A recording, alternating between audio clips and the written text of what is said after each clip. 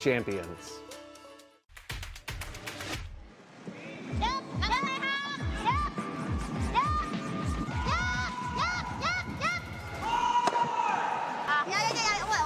It has happened where people just haven't noticed when they've run out of time.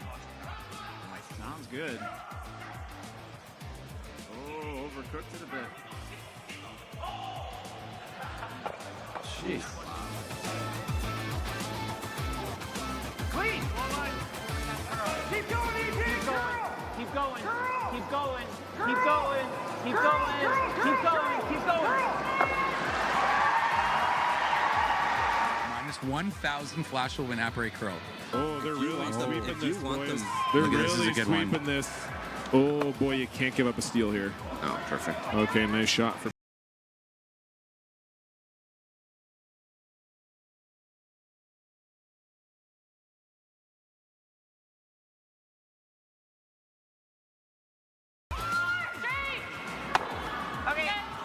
But here we go, it's happening. yeah, draw for the win for Rylan Kleider. Needs a piece of the forefoot.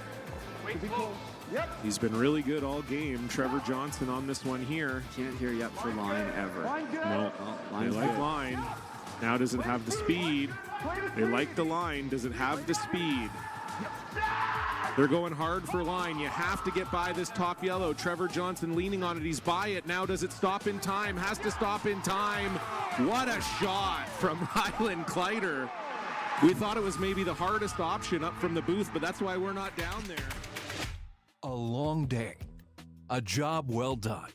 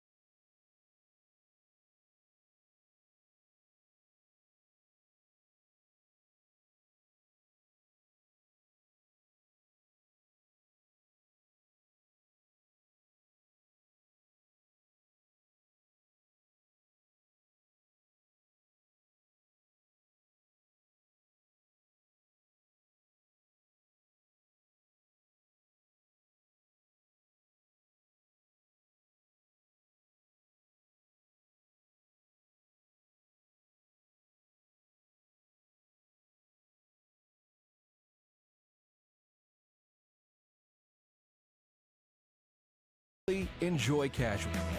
Stood at the pinnacle of curling and battled in the most intense games. Out on the ice, there's no room for compromise. And when the pressure's on, every millimeter counts. It's not just a game. It's about maximizing performance. Pushing limits. Seizing victory. When victory hangs in the balance, I know what I'm relying on. It's a gold line. It's a gold line. it's a gold line. And it's the choice of champions.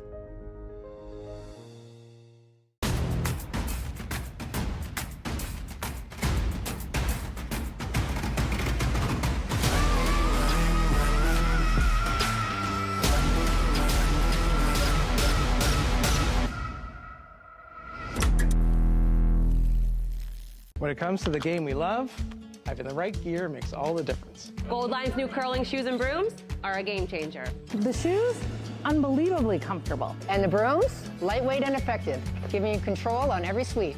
When I step onto the ice, I'm not just prepared, I look sharp. Have you seen these shoes? They are a game changer. And the brooms? Light as a feather. It's a gold line. It's a gold line. It's a gold line. And is the choice of champions.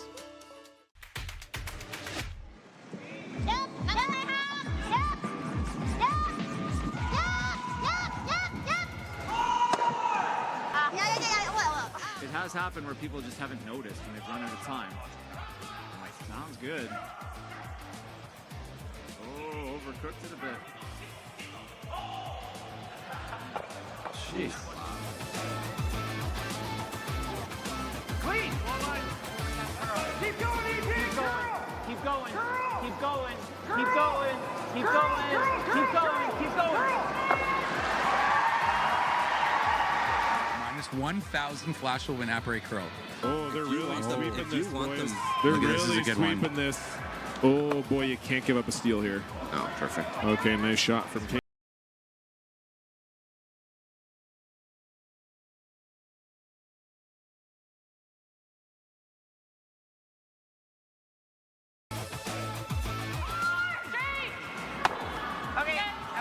But here we go, it's happening. Yeah, draw for the win for Rylan Kleider. Needs a piece of the forefoot. He's been really good all game. Trevor Johnson on this one here. Can't hear yet for line ever. No, they Line's like good. line. Now does it have the speed? They like the line. Does it have the speed? They're going hard for line. You have to get by this top yellow. Trevor Johnson leaning on it. He's by it. Now does it stop in time? Has to stop in time. What a shot from Rylan Kleider. We thought it was maybe the hardest option up from the booth, but that's why we're not down there. A long day, a job well done, and the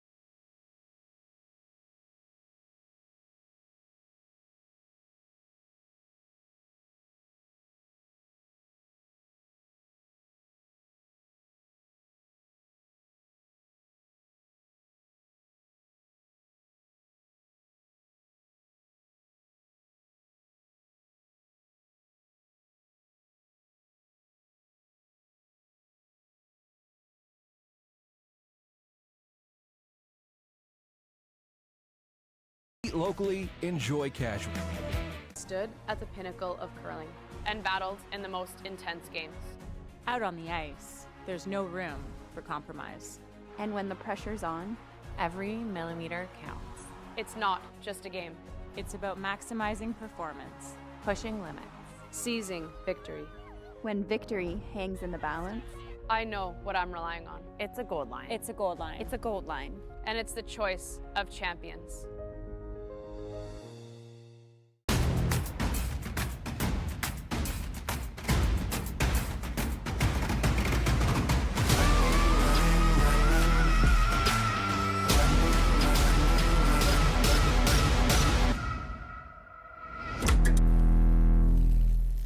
When it comes to the game we love, having the right gear makes all the difference. Gold Line's new curling shoes and brooms are a game changer. the shoes, unbelievably comfortable. And the brooms, lightweight and effective, giving you control on every sweep. When I step onto the ice, I'm not just prepared, I look sharp. Have you seen these shoes? They are a game changer. And the brooms, light as a feather. It's a gold line. It's a gold line. It's a gold line. And is the choice of champions.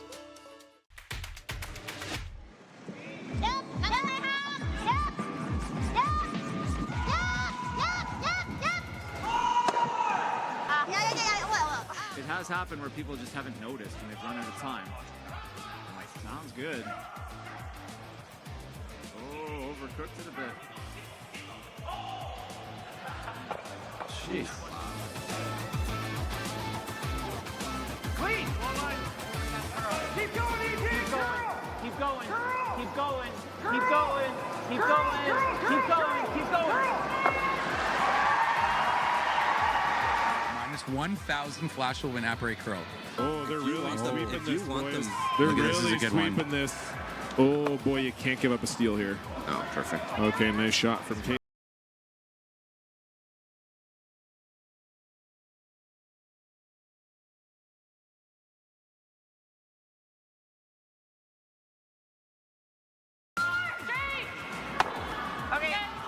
Yes, but here we go. It's happening. Yeah, draw for the win for Rylan Kleider. Needs a piece of the forefoot. He's been really good all game. Trevor Johnson on this one here. Can't hear yep for line ever. No, they Line's like good. line. Now does it have the speed? They like the line. Does it have the speed? They're going hard for line. You have to get by this top yellow. Trevor Johnson leaning on it. He's by it. Now does it stop in time? Has to stop in time. What a shot from Rylan Kleider. We thought it was maybe the hardest option up from the booth, but that's why we're not down there. A long day. A job well done.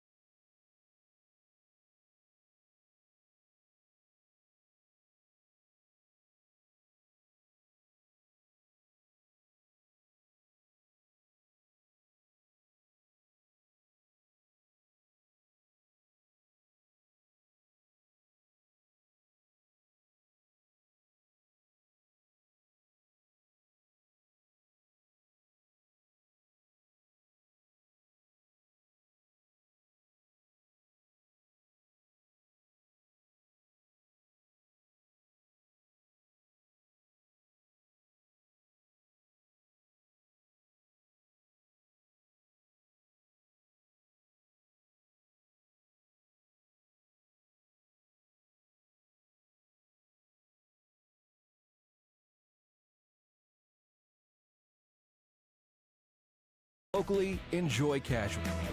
Stood at the pinnacle of curling and battled in the most intense games. Out on the ice, there's no room for compromise. And when the pressure's on, every millimeter counts. It's not just a game. It's about maximizing performance, Pushing limits. Seizing victory. When victory hangs in the balance, I know what I'm relying on. It's a gold line. it's a gold line. It's a gold line. And it's the choice of champions.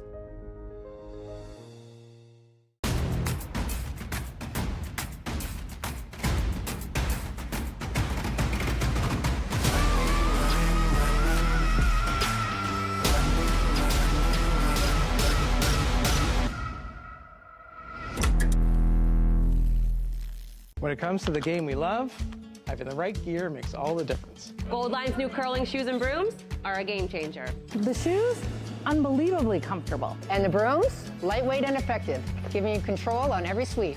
When I step onto the ice, I'm not just prepared. I look sharp.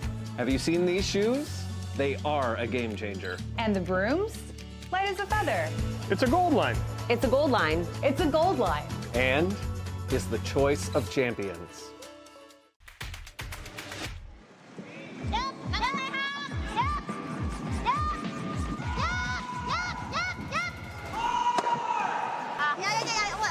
It has happened where people just haven't noticed when they've run out of time. I'm like, sounds good. Oh, overcooked it a bit.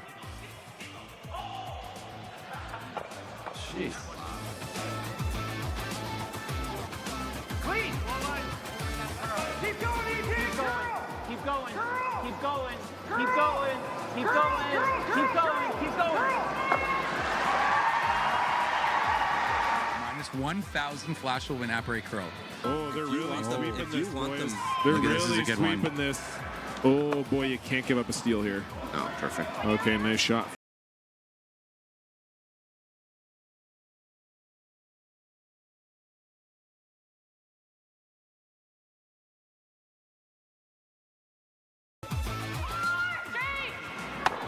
Yes, but here we go. It's happening. Yeah, draw for the win for Rylan Kleider. Needs a piece of the forefoot. He's been really good all game. Trevor Johnson on this one here. Can't hear yet for line ever. No, they Line's like good. line. Now does it have the speed? They like the line. Does it have the speed? They're going hard for line. You have to get by this top yellow. Trevor Johnson leaning on it. He's by it. Now does it stop in time? Has to stop in time. What a shot from Rylan Kleider. We thought it was maybe the hardest option up from the booth, but that's why we're not down there. A long day. A job well done.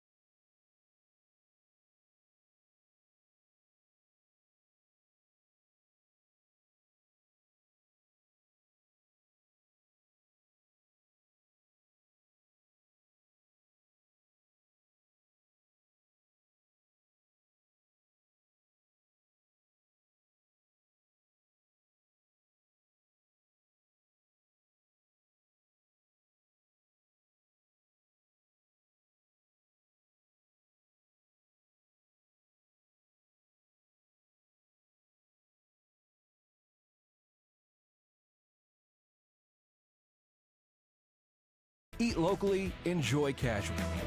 Stood at the pinnacle of curling and battled in the most intense games. Out on the ice, there's no room for compromise. And when the pressure's on, every millimeter counts. It's not just a game.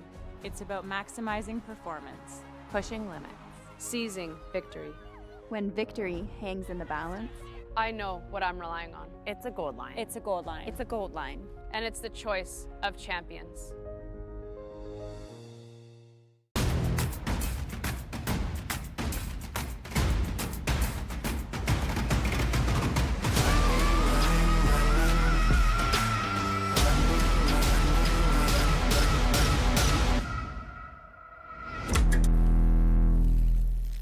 When it comes to the game we love, having the right gear makes all the difference. Gold Line's new curling shoes and brooms are a game changer. The shoes, unbelievably comfortable. And the brooms, lightweight and effective, giving you control on every sweep.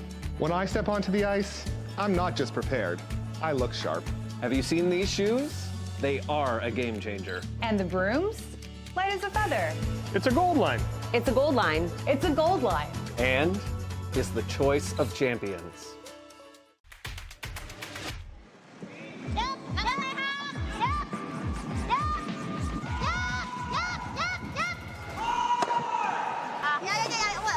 It has happened where people just haven't noticed when they've run out of time. I'm like, sounds good. Oh, overcooked it a bit. Jeez. Clean. Keep going, Edin. Keep going. Keep going. Keep going. Keep going. Keep going. Keep going. Minus 1,000 flash will win apres curl. Oh, they're really sweeping this, boys. They're Look at this, this is really a good one. sweeping this. Oh, boy, you can't give up a steal here. Oh, perfect. Okay, nice shot from...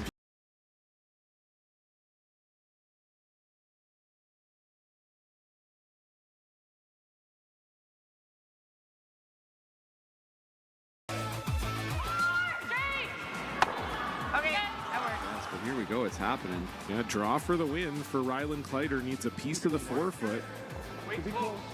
He's been really good all game. Trevor Johnson on this one here. Can't hear yet for line ever. No, they Line's like good. line. Now doesn't have the speed.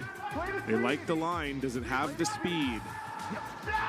They're going hard for line. You have to get by this top yellow. Trevor Johnson leaning on it. He's by it. Now does it stop in time? Has to stop in time. What a shot from Rylan Kleider. We thought it was maybe the hardest option up from the booth, but that's why we're not down there. A long day, a job well done, and the final work call. Where your place.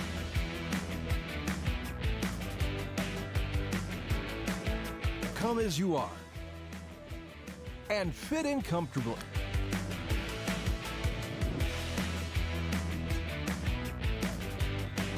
Mr. Mike's.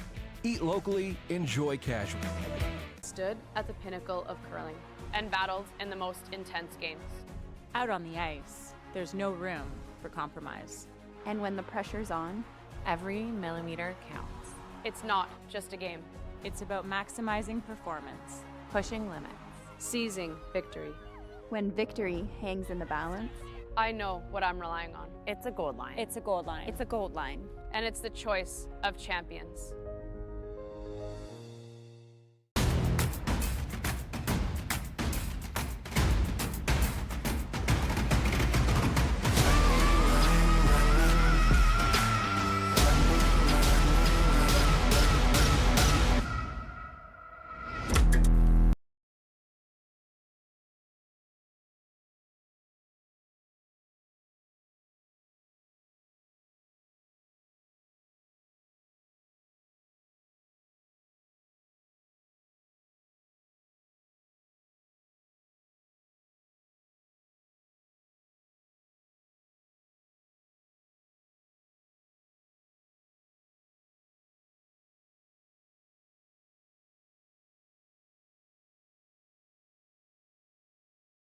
Conquered another game. A long day, a job well done, and the final work call. Where your place.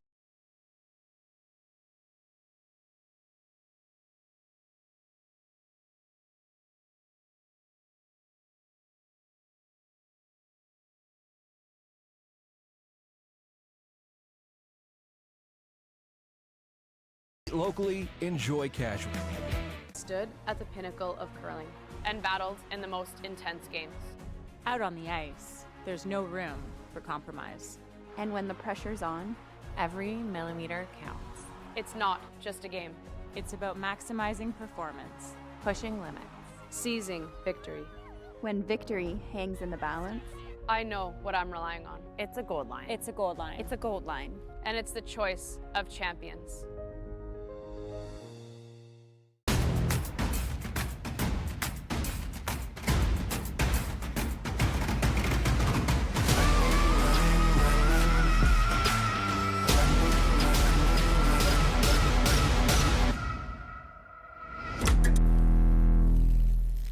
When it comes to the game we love, having the right gear makes all the difference. Gold Line's new curling shoes and brooms are a game changer. The shoes, unbelievably comfortable. And the brooms, lightweight and effective, giving you control on every sweep.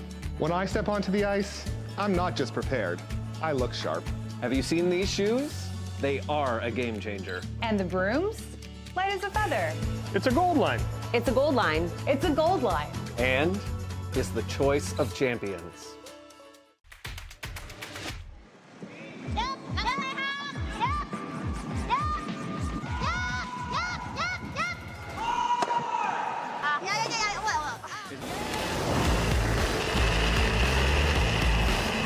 Last drop, 8th in.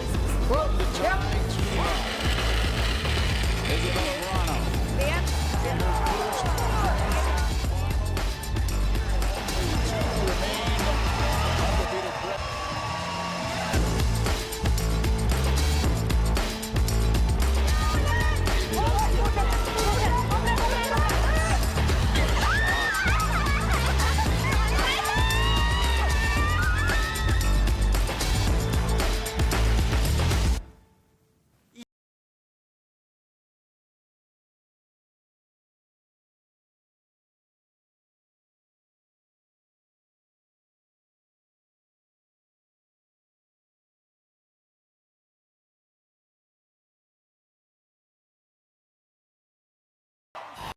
We're asking everyone to show up early for the first ever GSOC Kitchen Party.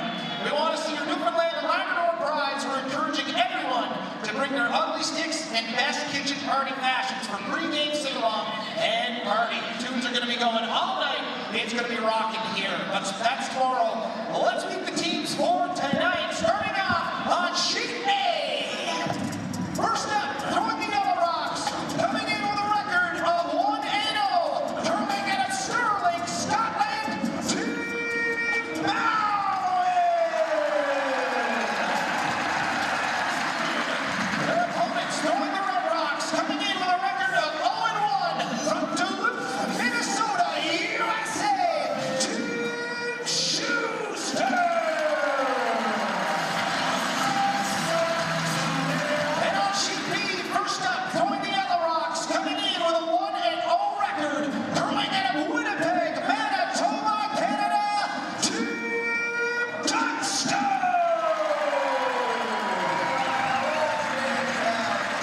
And throwing the Red Rocks, coming in with an 0-1 record, curling out of Karlstad, Sweden, Team Edin.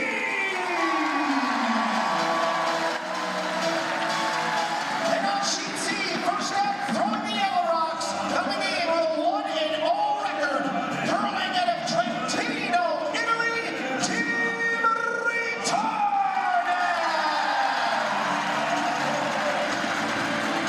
And throwing the Red Rocks, coming in with an 0-1 record, curling out of 4 for Scotland, Team Current. Skip, Nicholas Edin third, Oscar Eriksson second, Rasmus Rana, and lead, Christopher Sundgren. Tyler George here, coming to you live with co-commentator, my good friend, two-time Scotties champion, Chelsea Carey. Chelsea, two teams, everybody, if you're a fan of hurling, are very familiar with. For Team Edin, rough start to this tournament, tough loss to Team Jacobs for Team Dunstone, much better start with a win over the Norwegians, Team Ramsfell, but we expect to see a good matchup again. Dunstone has played more defensively this season than what we've seen in years past.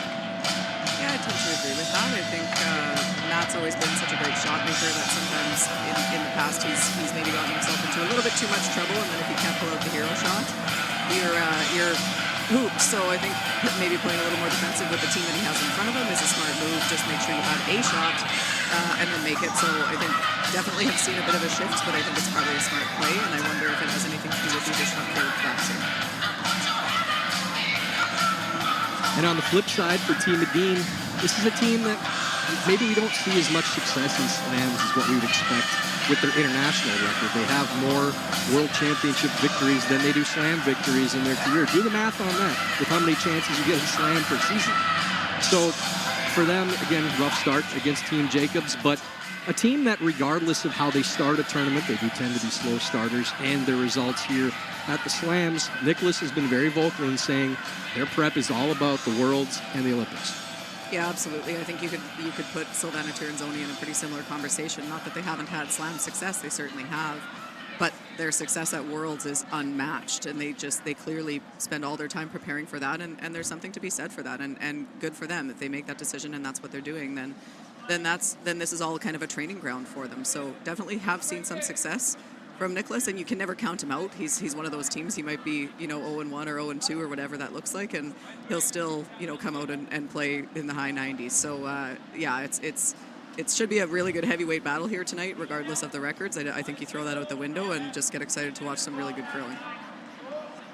And Chelsea, I was over at the European Championships in Finland, and Team Edin missed the playoffs over there. They finished with a 6-3 record. There was a big tie with 4 teams for 2 spots, and Edin did not qualify, but they did struggle shooting-wise more than you would expect. For Oscar Eriksson, we were throwing a stat that in all of his European Championship appearances, he never shot lower than 86% for the week, and was in the low 70s for a good portion of that tournament. So we would expect a bounce-back performance from Oscar, as it's so unusual to see what we saw over in Finland. But again, by anybody's estimation, one of the great shot makers in the world, if not all time. I agree. I mean, I think there was a few years there where you could have made a very good case that he's the best individual player on the planet, and Nicholas was out for a few spiels here and there, and Oscar stepped in and skipped, and they didn't miss a beat. I mean, he's for sure one of the best to have ever played the game, and you don't expect that from him. And to have that be your only Europeans below 86% is pretty insane. Staggering number. I couldn't believe it when I heard it, but yeah. It was a good source. But so. Well, and of all people, I can believe it about Oscar because he is that talented. So yeah, you have to think he'd bounce back from that. That's so not like him that you got to think he'd see a better performance here. And one thing we are very used to seeing, Christopher Sundgren, perfect on both of his first 2 throws. Maybe the most underrated player on the planet with what he brings to the table. The consistency at that lead position, so much easier for Nicholas, as he's told us up here in the booth, to be able to dictate the action, control the game. When you know your lead is putting the stones exactly where they need to go, it makes things so much easier. Yeah, absolutely, and I think that's an underrated thing that maybe we don't talk about enough, because they're throwing the same shots all the time, and half the time you're at commercial when lead rocks are happening. But I think if you'd ask Jennifer Jones, she'd say the same thing about having Dawn McEwen throwing lead for as many years Absolutely. as she did. Just so consistent and so money all the time that you get a really good read on the throw. You know what the speed is. It sets you up for so much success, even results aside, like rock position aside. That consistent throw and consistent weight that you're getting from those kind of front-end players makes a huge difference, especially to a skip. You see that miss from Harnden, short, almost cornering the other center guard, so good opportunity for second Rasmus Rana to come around on the outturn side. And Chelsea, we were talking before the game about the ice conditions here this week, and what we're used to seeing at slams, maybe we didn't see as much in Nisku in the previous slam, with really needing to stick the release to make sure the rock gets there. And you were saying something interesting about the time, too, how it's difficult to believe, and the number doesn't seem right. Yeah, so the number seems like, I feel like when we take a hog-to-hog time, for example, so let's say the time that you get to a T line is 14. you can kick with what feels like a 14, but you have to really add a lot more with your release than you think you have to.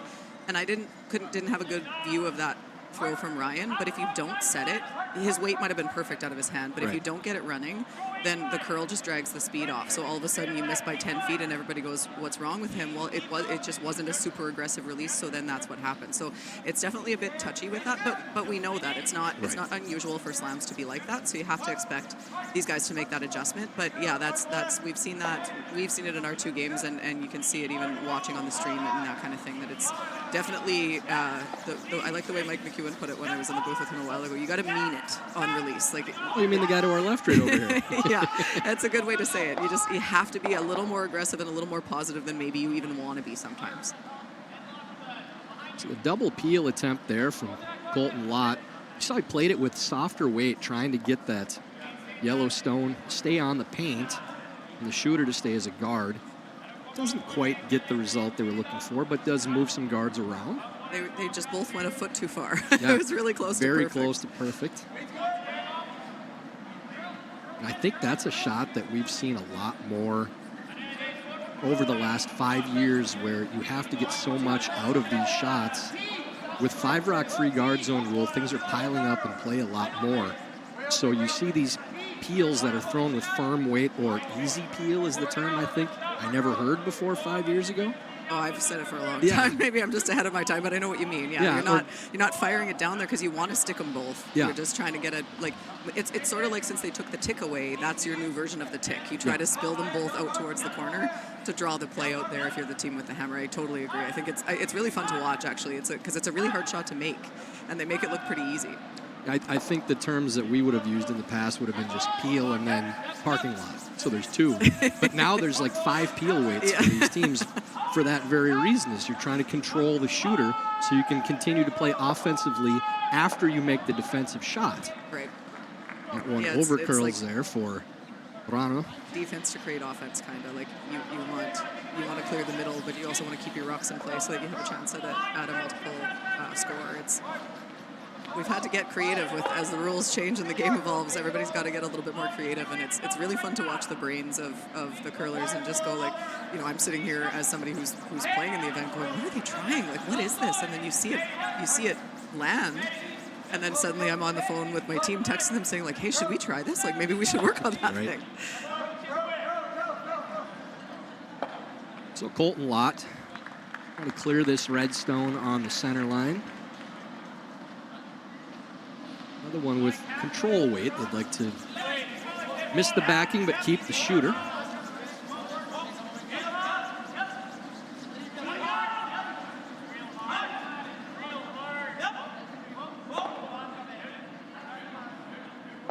It does lose their own yellow there, so over curls a little bit. Not a terrible result.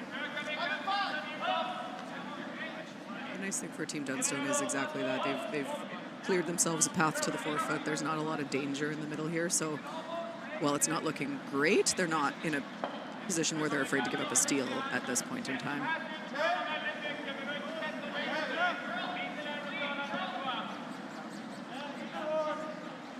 Here is the southpaw, Oscar Eriksson, starting things off with, for the lefty, an intern takeout, trying to roll underneath the corner guard.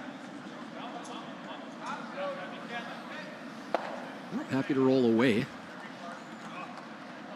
Sets up decent angles for Team Edin. Always a little scary to put all your rocks behind corner guards when you don't have the hammer.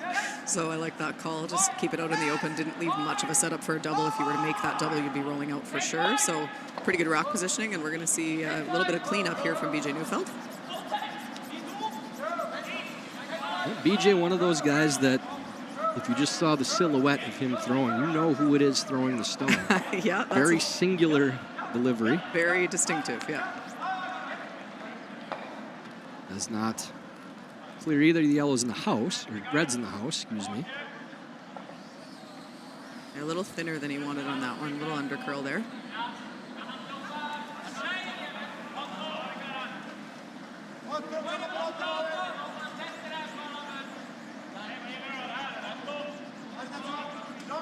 Chelsea Dean, looking at the way the rocks are set up in the house here, the conversation really is about we don't think that there's a great chance to steal in the center of the sheet. So they're just trying to spread counters out and get a good force as of now. So it looks like they're signaling drawing to the opposite side, probably even up with the number 1 counter. I would think, yeah. This is one where you want to be able to throw a guard, but there isn't really a rock that's good enough for you to throw a guard on. The one on the center line is the one you'd like to guard, but it's too high to guard. And if you were to throw that, then you'd see Team Dunstone play a little hit and roll, and if they make it good, then your own guard becomes your problem pretty quick. So feels a bit early in the end with the kind of accuracy and skill that these guys have making doubles, but I think this is the right call that they've come to. Needs to sit for Oscar, though. A little deeper than what they were hoping for. No real risk there, though. It's still a pretty good result, but it does leave an opportunity for a double here for Team Dunstone if they choose to take it on. And for Dunstone with this setup, you're trying to bring blank back into play if you can with no guards to use. Yeah, they're not looking for, they're talking about a hit and roll either behind the center line one or all the way over to corner frozen on that other one. That's not to try to set up a deuce. They know Nicholas will blast that out of there pretty easily, but if he loses everything and his shooter, then all of a sudden your blank comes back into play. So this might look like an offensive, like a potential deuce setup play, but it's not. It's definitely a blank play here for Matt Dunstone. BJ Neufeld, in-turn double attempt. And no problem there from BJ.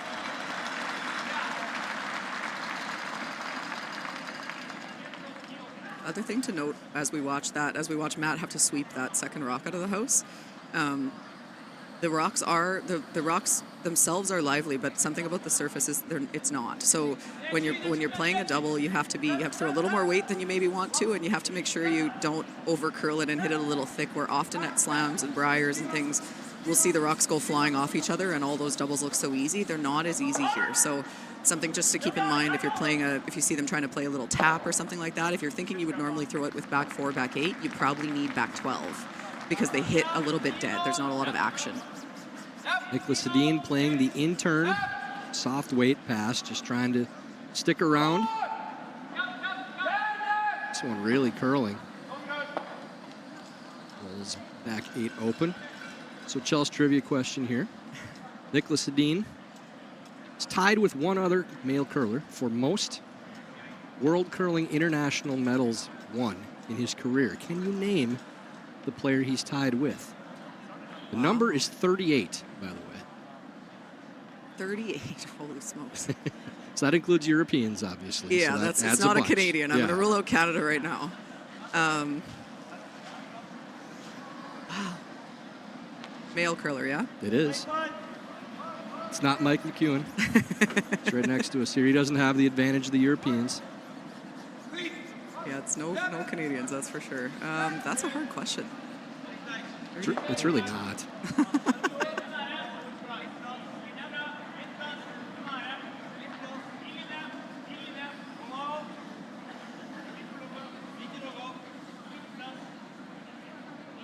Okay, I'll give you a hint. He stands next to him in the house every game. Is it Oscar? It is I was Oscar. going to say that, but they didn't play together for a while, so I wasn't sure if Oscar got all the way to Nicholas's numbers yet, because Nicholas was winning before Oscar was, unless being fifth counts. I assumed it didn't, but it might. Because Oscar was Nicholas's fifth for the first bunch of those, so that makes sense then. I was thinking only as a person on the ice. Dunstone taking on the double. No problem there.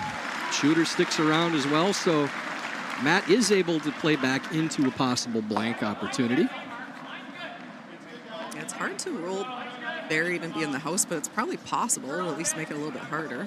Can make the blank definitely harder. We have to roll all the way across the house.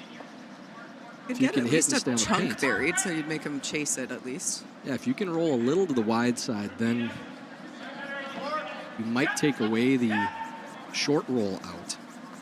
And the long roll does play into those jam rocks as well. So Nicholas would like to roll this a little to the wide side of the sheet if possible. He just fires it and noses anyways. We brought that stat up to Nicholas, by the way, in the booth too, and he said, well, I'm in trouble. because Oscar plays all these mixed doubles things too, and Yeah. he's younger than me. Yeah. So he thinks he knows where that race is going to go. Well, yeah, I mean, I think that's fair. We could make a guess at another trivia question would be how many different surgeries has Nicholas had? The fact that he's still playing as a bionic man is pretty amazing. But which number is higher, his international yeah, medals or I surgeries? honestly don't know. You think we're joking about that too, but it's probably close. Yeah, it's crazy. But yeah, I do. Oscar was his 5th for all of those first, not all, maybe, but most of those first wins. He was the 5th on Team Edin for a very long time, so that does make sense. So blank attempt for Dunstone. Anything nose or outside is just fine. This one is way on the wide side. And just touches it and does not clear it. So out of nowhere, Edin ends up with the steal in the first. They lead Team Dunstone 1-0. When it comes to the game we love, having the right gear makes all the difference. Gold Line's new curling shoes and brooms are a game changer. The shoes, unbelievably comfortable. And the brooms, lightweight and effective, giving you control on every sweep. When I step onto the ice, I'm not just prepared. I look sharp. Have you seen these shoes? They are a game changer. And the brooms? Light as a feather. It's a Gold Line. It's a Gold Line. It's a Gold Line. And is the choice of champions.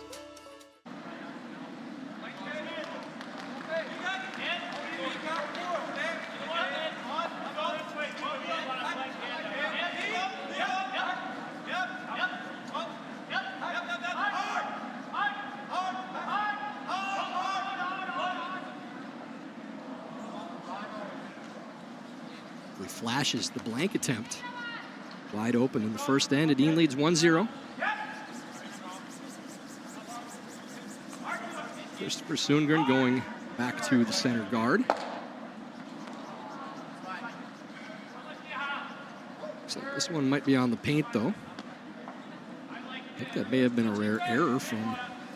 Yeah, it was. You saw Nicholas tap. Yeah, you saw Nicholas tap top 4 all of a sudden at the hog line. So just a little bit of an overthrow there, or a little faster path than they thought, maybe. Yeah, once again, that's the power we have up here in the booth. Jinx things immediately, saying he's placing rocks perfectly every single end.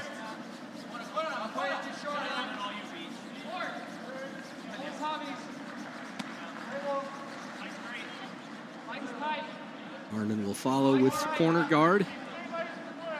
Out-turn side of the sheet.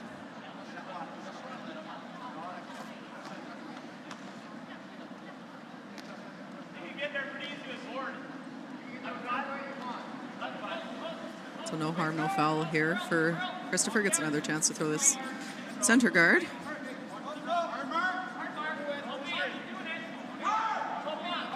Team Edin, the 7-time world champions, 7-time European champions, and 4-time Grand Slam champion. Again, tells you where their focus is at throughout their curling careers. First ever international team to win, a men's team to win a Grand Slam, though, if I'm not mistaken. I don't believe you are. I think that's correct. We're going to go with it. So with that center guard half guarding a rock that's half of the 8-foot, Dunstone will go underneath the corner guard immediately here. Ignore the center rocks.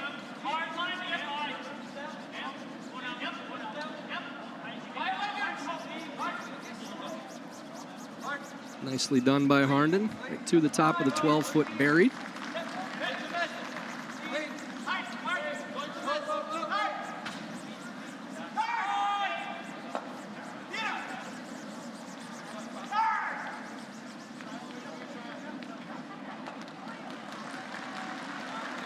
For Rasmus Brano, gonna try to wrap this around everything. Stay above the tee line. Don't need to be fully buried on these kinds of shots, just as long as you're kind of edge to edge so that Team Dunstone can't get a hit and roll inside. Top 4, top button would be what they're looking for on this one.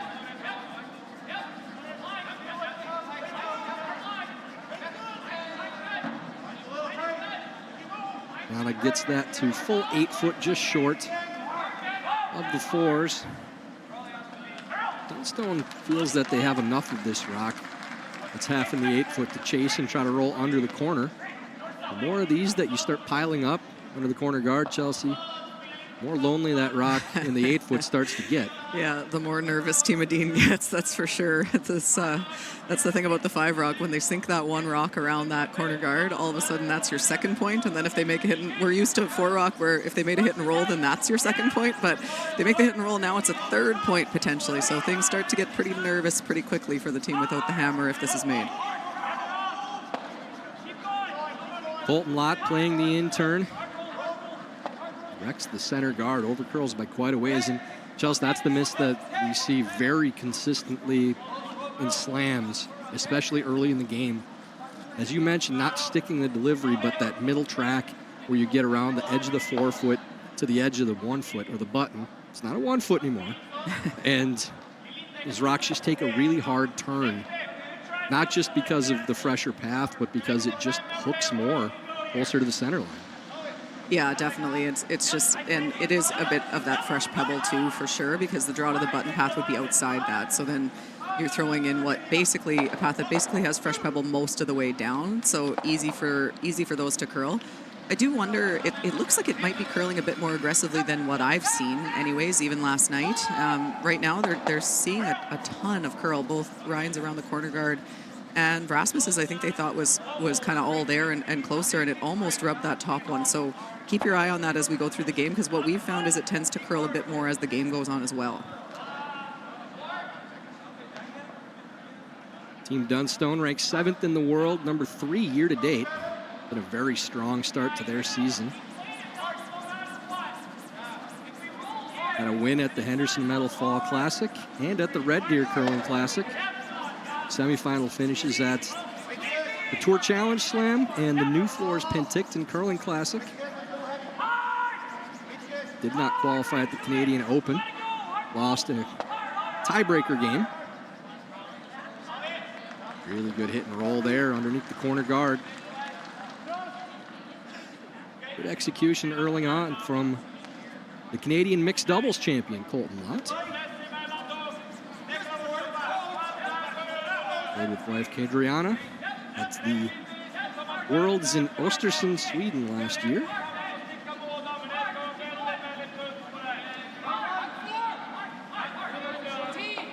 Mixed doubles experts, Chelsea, are becoming fewer and fewer now. Players playing both disciplines, to the point that a lot of countries now are changing the timing of their Olympic trials so that players know whether or not they're focusing on one or the other, or if they're playing for 2 spots, if that country allows them to do so.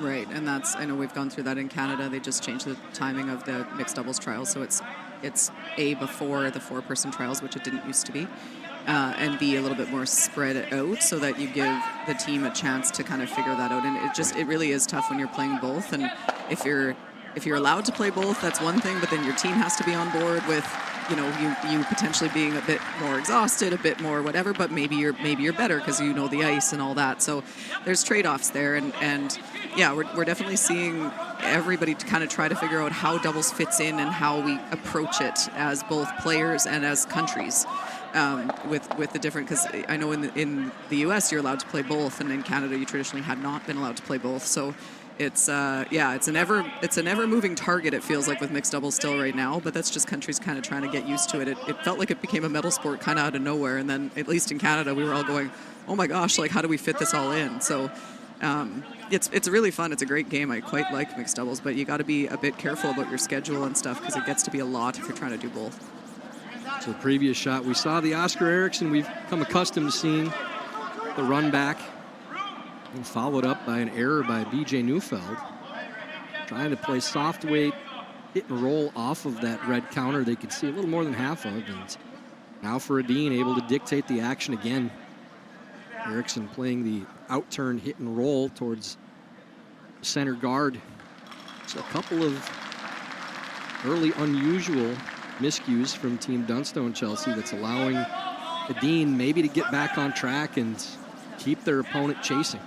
Yeah, for Team Dunstone, you have to feel a bit frustrated because you've not been the worst team here so far, and yet you're in trouble again, and you just gave up an unlikely steal in the first end. So that can get to be a little bit frustrating, but it's still early here, and you're not in jail yet. There's still opportunities here as long as you score here for Matt Dunstone. Obviously, you'd love a multiple point score, but given those couple misses that have really put them in trouble, I think as long as you get out of this with a point at least, then you can kind of reset and go, it's okay, it's a tie game, and let's get back to it.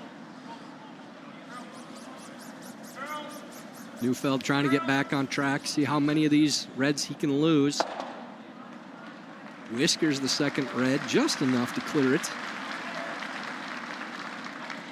Edin will continue to go on the attack. Have to draw underneath that center guard. It looks like it's biting from the overhead we just saw there, doesn't it? Yeah, it looks as though they are sitting two. They will still be using it essentially as a guard. And the problem for Dunstone is any run back they make, the shooter will not be in the house. So Edin can still, worst case, draw underneath again or split the rings and get a force. So pretty easy decision for the 2022 Olympic gold medalist.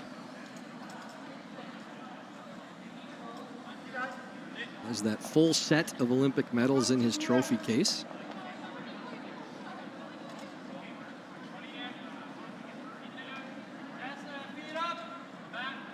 In-turn come-around draw for Edin. Love to get this right to the top of the button. This is walking again. It just looks like there's a bit more curl with draws than what I've seen and what I've seen in the men's games I've watched on the stream. So they're not worried about them early, and then they're just going sideways. Yeah, considerably more curl than what we saw in the opening two draws, I would say, where Rock seemed to be running quite a bit more. Some big snap. You saw that one really curl hard, but Sundgren able to hold the line. Huge difference there.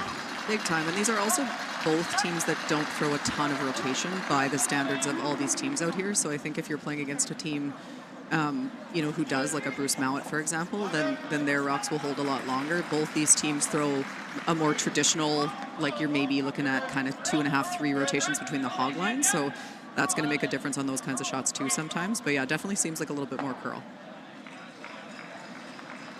Interesting decision for Dunstone here. Trying to decide what's the best course of action. Come around and tap that stone. Try to move it behind the tee line, or play a clearing shot with the guard and try to make sure you have a simpler shot on your last. Yeah, this is a tough one because I think that the little tap is the shot you're tempted to play because it's a good result if you make it and you put a little bit of pressure on Nicholas. But if you ever don't, you might be in jail a little bit depending what he does on his last one. So I think this is the safer of the two calls. That being said, you got to make noise on this back one. Yeah, I think they're a little unsure about that track too. Yeah, I think so too. Both teams struggling a bit with the line going to the middle and the weight on a few shots. On the middle weights are tough on ice that curls this much but it's very weight sensitive. So the break point is so late that if you're 2 feet heavy, it won't curl, and if you're a foot light, it's going to crash the guard. So it's just a really touchy one. So I think probably the smart choice here for Matt Dunstone. But that being said, like I say, you kind of got to make noise on this back one, or else it's still going to be a hard shot on your last. Dunstone playing the run. Very nice. Oh, almost got them all. Almost got all 3. Can they spill it onto the paint? Ooh, almost. That's close. Doesn't look like it from the overhead, but sometimes that's deceiving because it's over the center of the button, and it could be closer, but I don't think it really changes what Nicholas would do anyways. I doubt you're ever throwing a hit on that. Yeah, that's an eyelash away from the triple, but a great shot there from Dunstone to open things up and lose the #1 counter.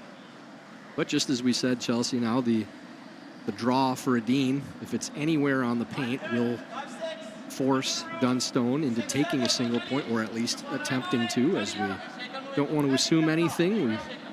We didn't assume in the first, I don't believe, but... No, we didn't. I don't think the curse was a part of that one, no, thankfully. We did not say it. We're too busy talking about other stuff, I think, to jinx it, so... Sort of gliding a little bit from Nicholas. Needs to hit the brakes. The sweepers this are is really tracking. Upright.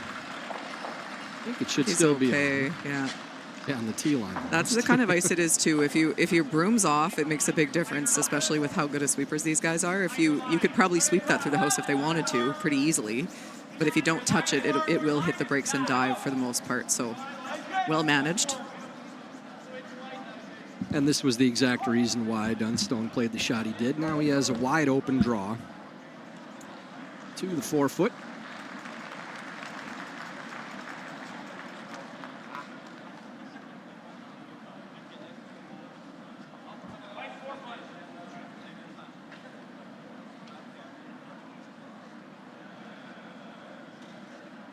So final stone, second end of action. Matt Dunstone playing the out-turn draw, needs to touch the 4-foot for his single point.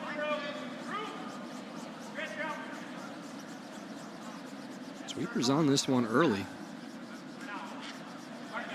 Not letting up. How far can they drag it? Really needs to go. That's going to be, it looks like a steal of 2. As that comes up short. Nothing a guarantee right now. And Team Edin with another surprise steal. They take 2 in the second end and lead 3-0.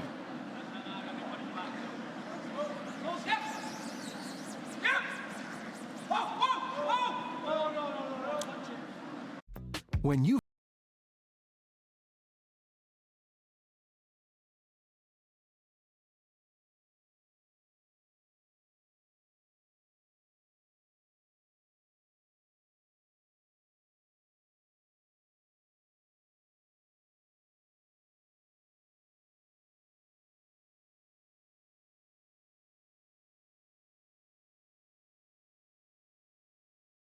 enjoy casual.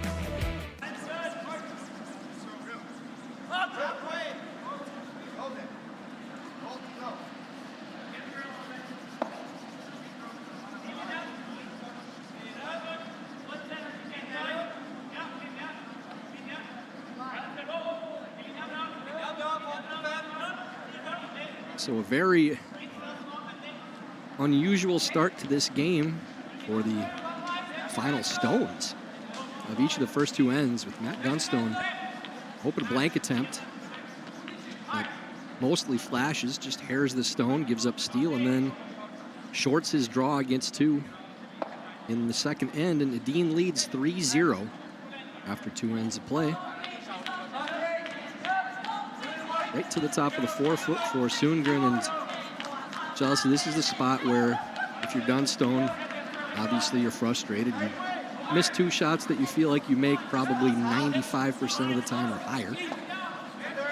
In consecutive ends to start the game, and all 3 of those points are on the scoreboard on your misses. So you got to try to collect yourself if you can.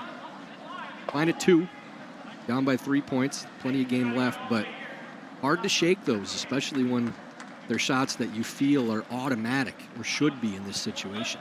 Yeah, absolutely. And in both of those ends, it felt like that Team Dunstone was in somewhat of control early, or at least in a pretty good position. And then to have that turn around that quickly on those shots is basically every skip's nightmare.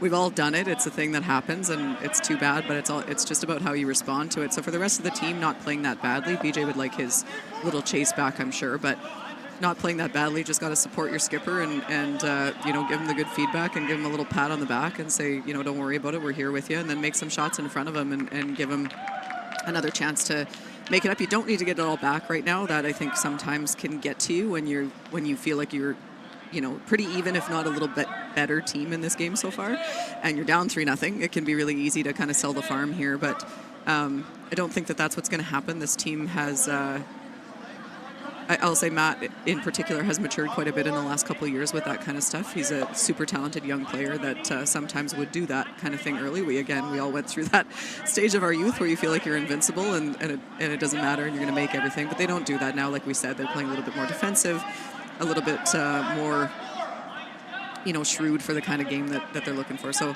I don't see that being the case. A really nice shot there. Just got to find a 2 here. Deuce, force, deuce. You're back to a tie. You're in a pretty good spot. It's hard when you don't feel like you should be down 3-0. So mental battle here for Team Dunstone, and especially for Matt in particular.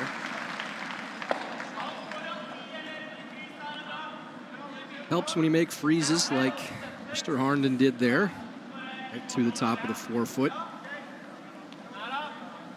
Those can be big shots too, I find. I don't know if you found this when you were playing too, Ty. Like, you never want to miss 2 shots in a row, and it doesn't feel like it's not the same end, so it doesn't really feel like 2 shots in a row if your lead misses after your skip misses, but when your skip is struggling and they've just missed that shot, it's a really big turnaround to then come in and make 2 perfect shots like Ryan Harnden just did. You got to try to pick the person up that's before you if they've missed, and so for the lead, that's the skip who's before you in a weird way. Uncharacteristic there from Rasmus. So chance here now for Team Dunstone. This is how quickly this stuff can turn around too. Yeah, the misses have been the same the last few draws. Short and narrow, especially on guards, draws consistently.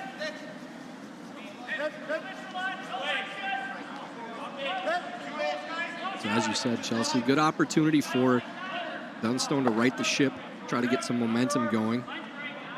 It should walk down based on what we saw. Yeah, if the weight's close, it's always going to get there for line. You're seldom needing it to curl if you've got the right weight. It's usually only if you're a little bit heavy on this ice that we're seeing that late finish. But no mistake there from Colton. Really good shot and really important shot. So a little bit of trouble now for Team Edin. Yeah, I think the freeze is probably still the shot. The angles don't play real well on those guards. So lobbing one down on top of it. Eventually, they're going to have to move those stones. Although Toronto seems to think that they need to clear things up and just play some defense with the 3-point lead and still having 5 shots left in this end.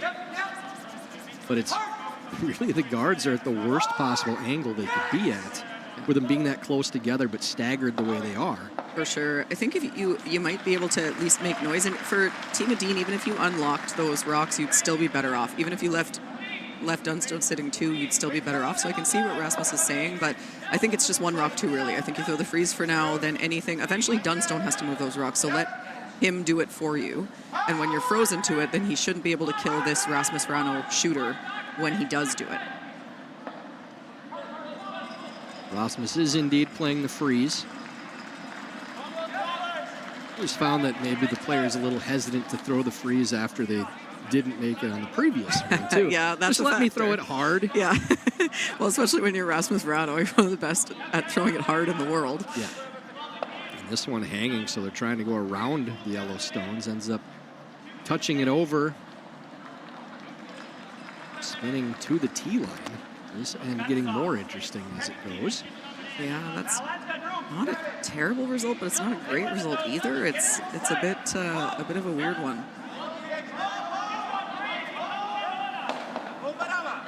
If you could weld a freeze here for Dunstone, you're in really good shape. But if it under curls, it's not great. If it over curls and rubs one of your yellows, it's not great. If it's anywhere short, it's really not good, because then Team Edin can slam it into the pile there and get some yellows moving. So I feel like I've said this on every shot this end, but this is a big shot here from Colton Lott.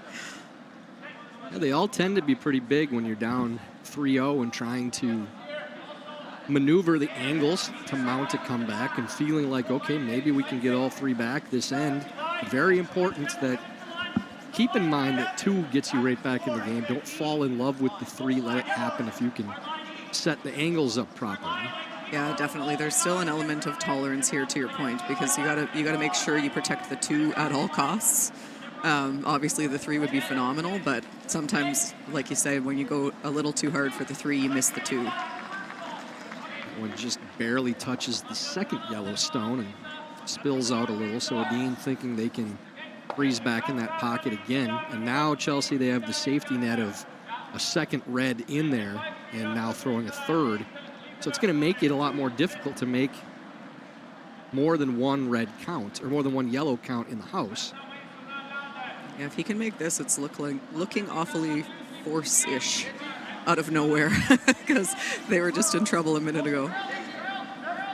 Yeah, big difference in that rock touching the yellow and spilling out a little bit, creating this pocket for Eriksson to draw to.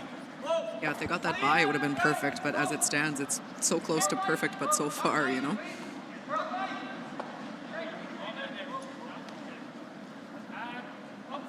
Erickson playing the out-turn freeze.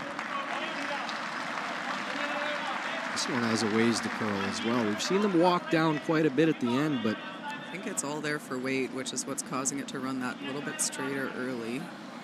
It's going to get close.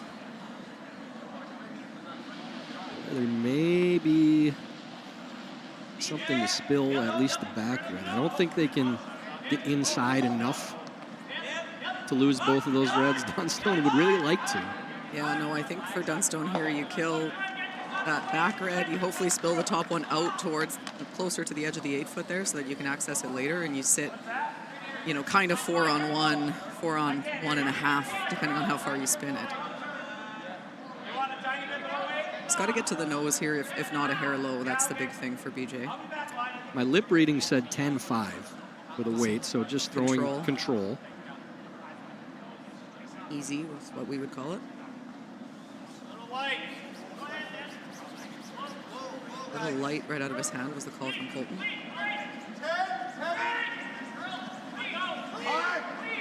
Now trying to hold the line.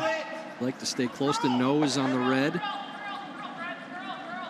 And it ends up lining up to the back yellow, so not ideal there.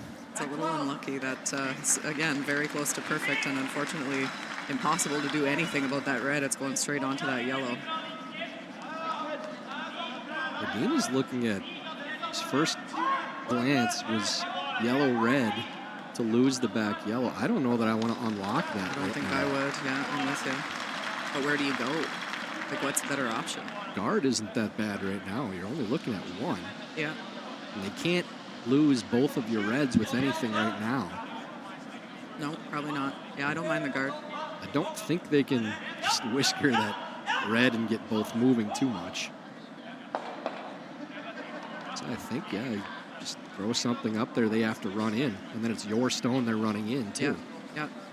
But now the staggered guards are actually helping them. Yes, big time. Yeah, that's changed several times in the last few shots, whether which team likes those staggered guards better. What a weird sport.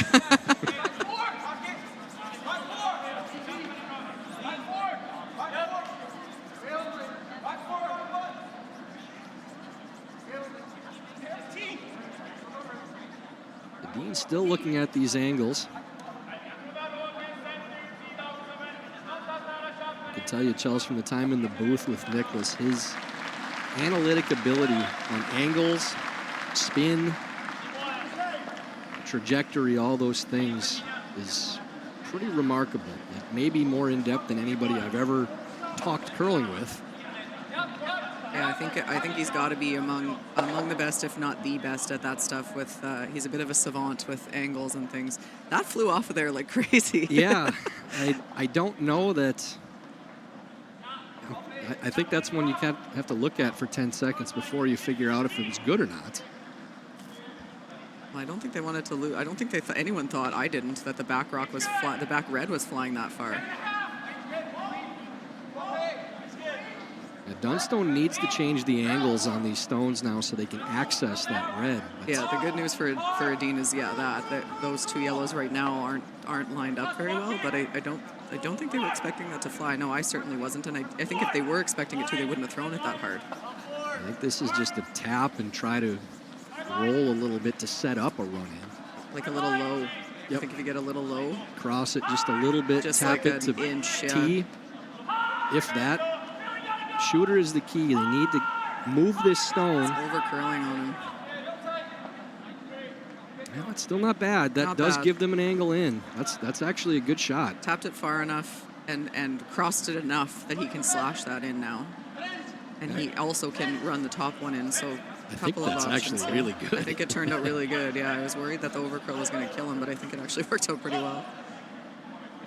Like, because part of the problem with the tap is that you can't tap it to where the run-in jams on the rock you're tapping back, right? Which is really difficult to explain without a telestrator. But the rock that they just tapped, if it goes back behind the red, then that run-in you plays take your own into the run jam. away. Yeah. There would be so many arrows in the telestrator, guys. Like if we had the ability, we'd be making emojis basically without trying to. So that's why this conversation is going on as long as it is for Edin now with That set up the angle so they have access to the red in one shot, and that's the key. And it's really hard to guard both. Because if you guard the slash on the top one, the little slash tap on the top one, then you probably leave him a quiet weight. You almost got to be tight to the house, but then he just runs that in, so that's no good either. Looking at potentially trying to draw the other side and sit two, which I can see. It's a terrifying concept, but I can see why they're looking at it. Oscar's really trying to figure out where can we put this that they can't clear both with one shot. I think you're just trying to put it somewhere here where, yeah, they're looking at where it needs to go to set up a jam with either of those two shots. And that's the tricky part. I'm feeling Rasmus is thinking right now, you know what? If we would have blown up the front when I said. Yeah, he might be. It's a real easy game in hindsight. It's really easy up here. Yeah, you can't miss from up here. I love that about it.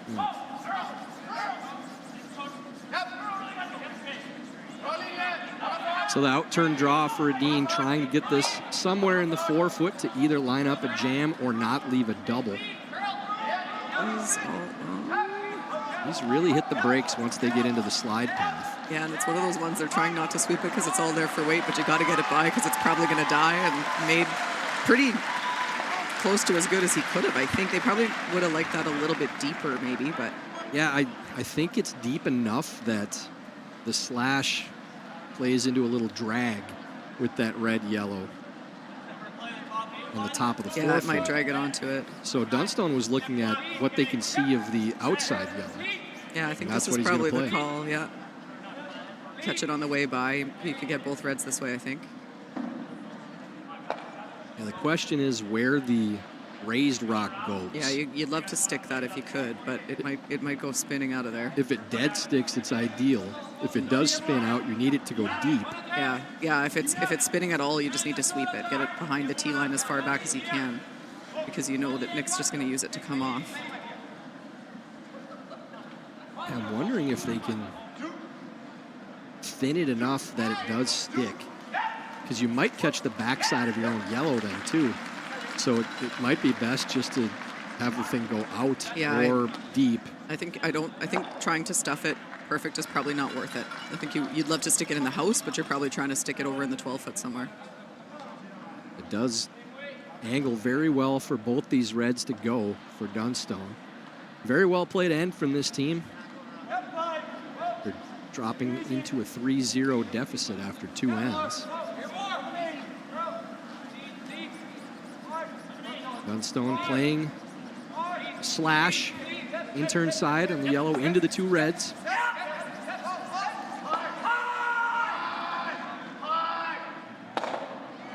And they both go. Erickson does get the raised rock out of the back of the house, so as we expected, that rock does go. But now with the angles, probably not much choice for Edin but to draw around to the back of the button. I think you could probably play a chase to give up one, but you might leave both in there, so it's probably worth throwing the draw. You know, it's probably an easier shot than the chase is, and not much extra benefit to the chase, right? Well, you can see a little more than I thought initially, but half, thin half, maybe. We'll see what he sees from the hack will be the key. He's going to make a decision now.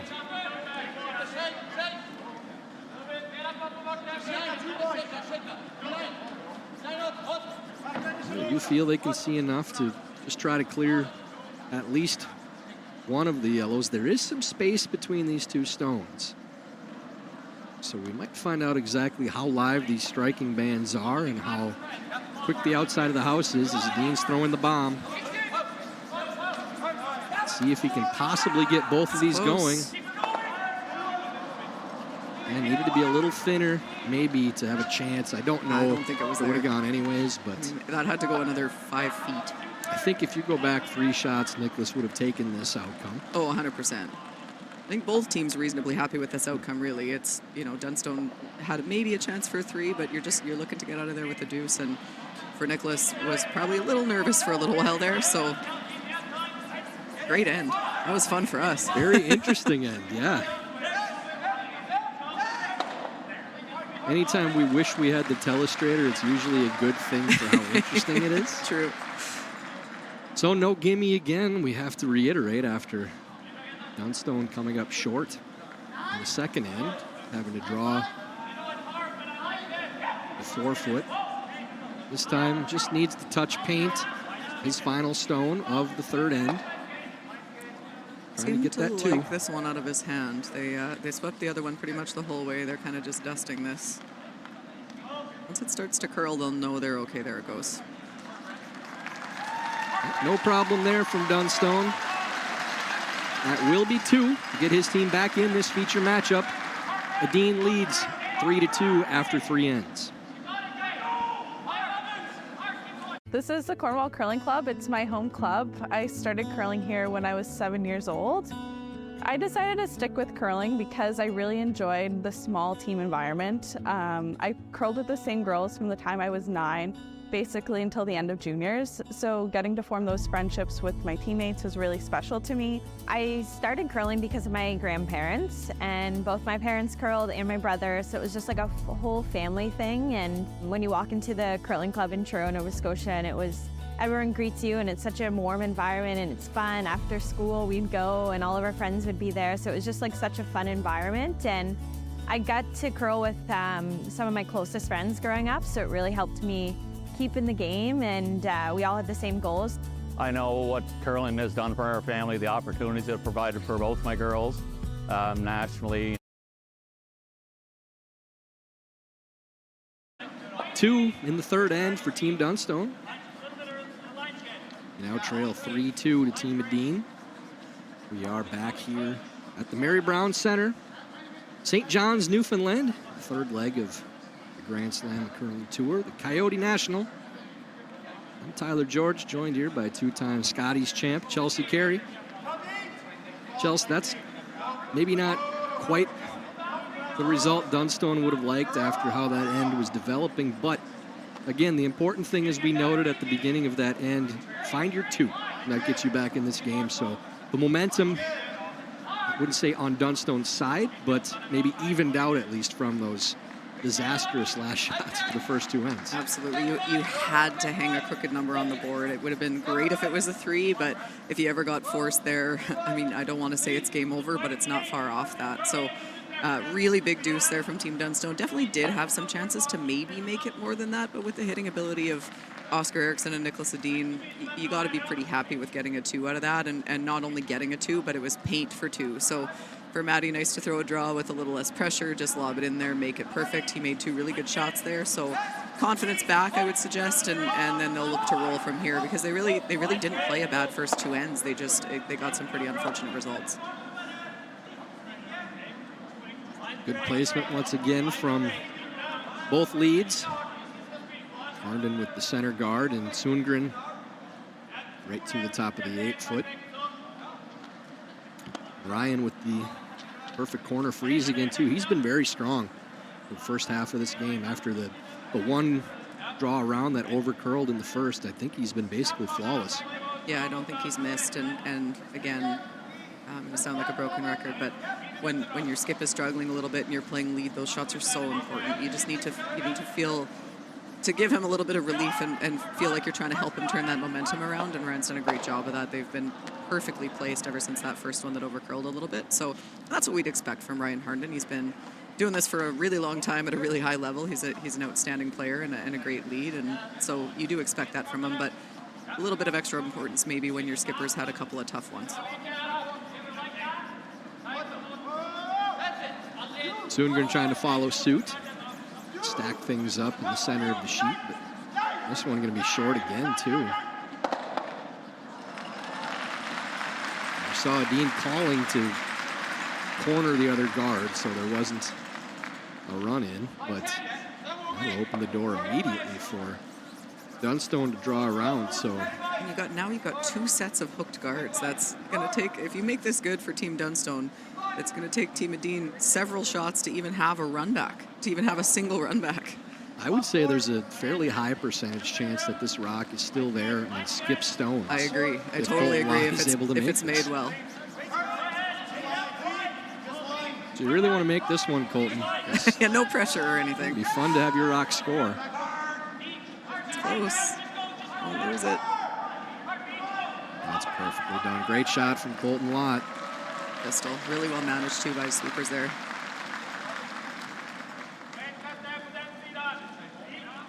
Hey, Rasmus, you get to throw something hard now. This never drags enough to get back to those two, does it? I think it's not quite frozen enough. It's going to drag considerably. I don't think it's going to drag enough. I don't think it's going to be quite enough to touch that. If it was curled another inch onto it, I think you could drag it back in there for fun.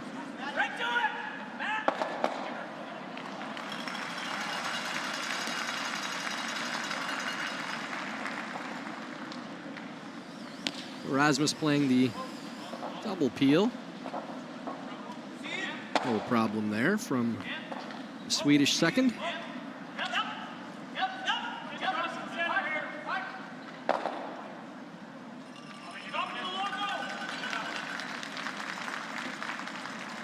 So for Matt Dunstone, looking to protect that stagger situation that he's got going there. So just try to guard, mostly looking to guard that yellow probably. Right in the middle of the two would be okay, but you don't really want to give Nicholas a chance to unlock that back one if you could avoid it.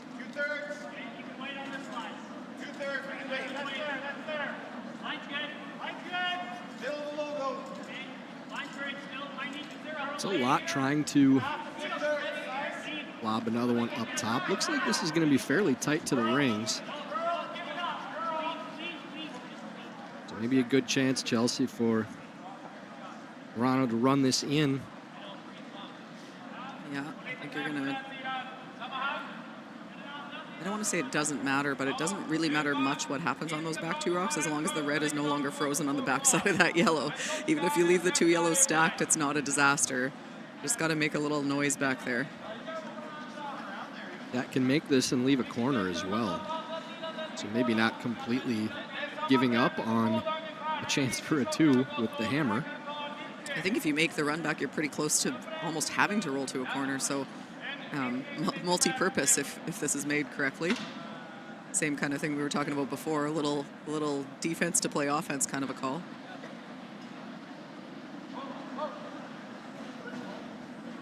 Playing it across the face again. This one hanging though. Oh, that's a little oops from us, from Rasmus. Oh, that's dirty. Yeah, you might want to put your hand in the air on that one. Yeah.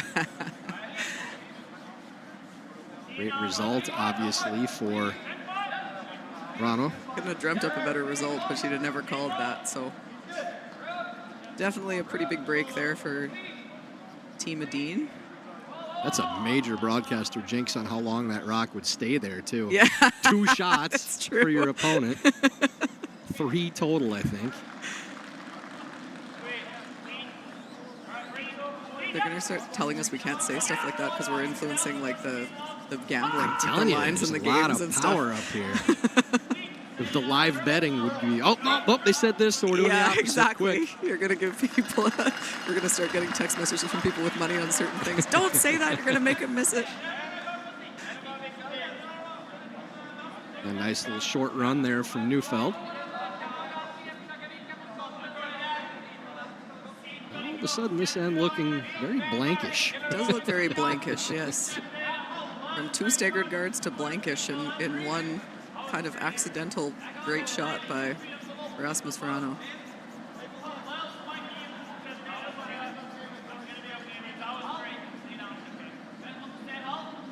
Eriksson just playing this with controlled weight. Going to keep the shooter around.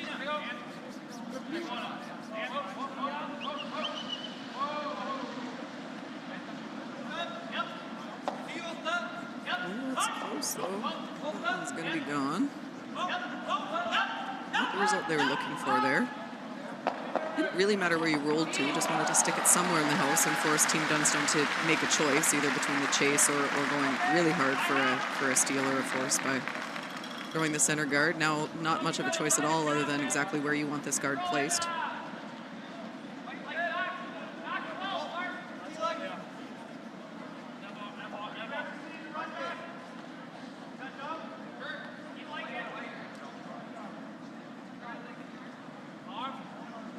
So Neufeld just throwing the center guard up.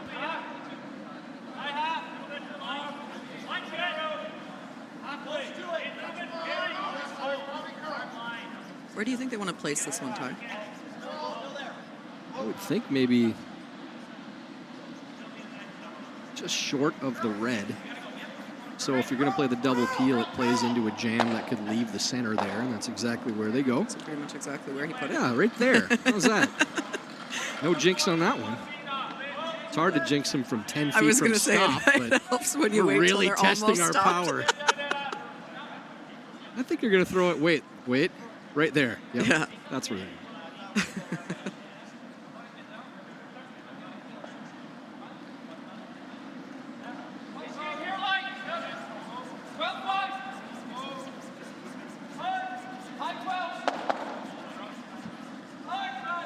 They don't quite get the second one to go, but rolls to a semi-corner, so the rock is open.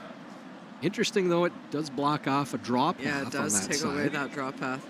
And if you're Dunstone, you almost could, you can't quite Christmas tree this, but you could throw a tight guard kind of on that side, and then if they make a chase, you've got a bit of a wall of guards to roll behind. Yeah, I would say you probably throw a dead guard here, like straight guard it, but your miss is an overcurl slightly, right?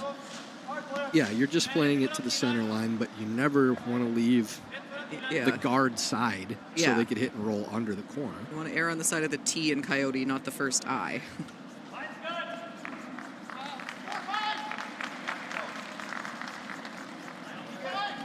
But a good shift, again, in momentum for Team Dunstone. After getting that 2 in the third end, they've played a very solid fourth. If they execute on the last 2 here for Matt, then A very solid fourth, including a pretty lucky, spectacular shot from Rasmus Vrano. So if he doesn't make that and perfectly stuff his own behind, it's been really all Team Dunstone this end. this time the out turn for the guard for Dunstone. Basically looking to split center.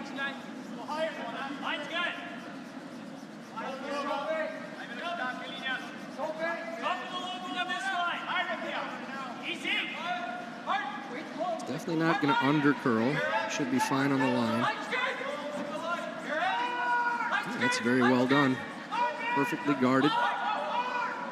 Dean thinks they can come through and chip that and roll under too.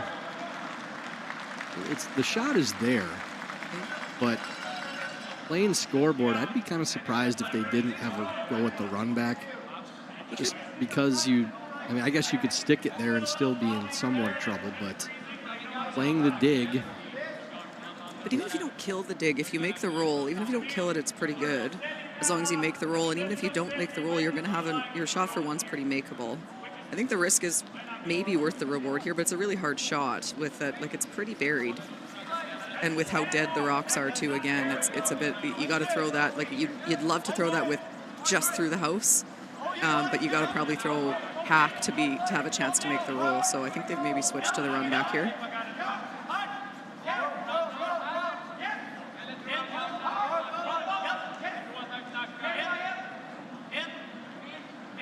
The amount of curl we've seen, I do think it's makeable, but is it worth the risk when we're one up with the hammer?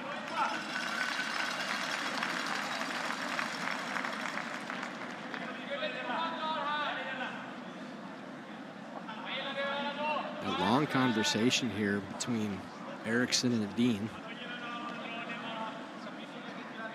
They are playing the run now. I would have been really surprised if they didn't play this. And it's not a right or wrong shot as much as you're looking at what you could be playing on your last and the fact that you're up one with hammer right now. Yeah, you have to make sure you can score here. Like, as much as you'd love a blank or a deuce, a steal is the only really truly unacceptable outcome. So I think straight peel there. I'm not sure. I think he was trying the run back, but I think just trying to make sure he definitely has a makeable shot to score would be the logic there based on the scoreboard, to your point.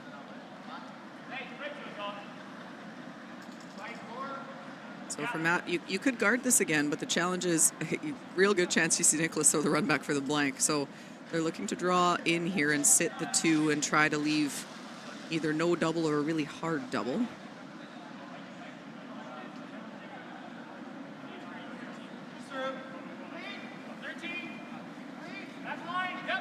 And that was always just the straight peel from Edin, too, making sure that he's going to have something relatively simple on his last. Yeah, which is because if you just miss the run back, it's the worst possible thing.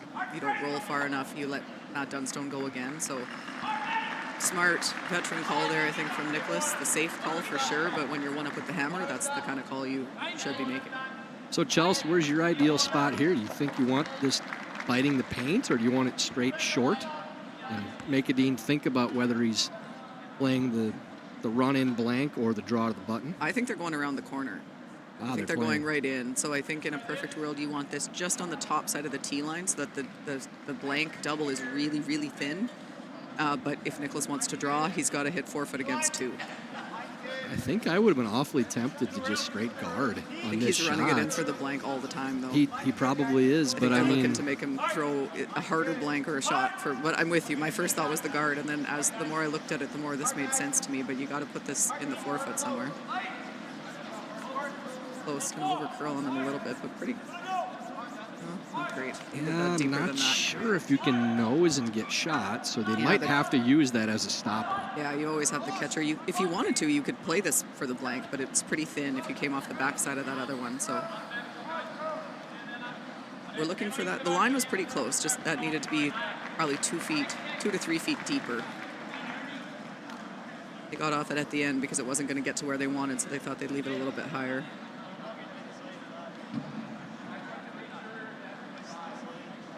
Probably be able to tell if he's trying the blank or just taking the one based on how hard he throws this.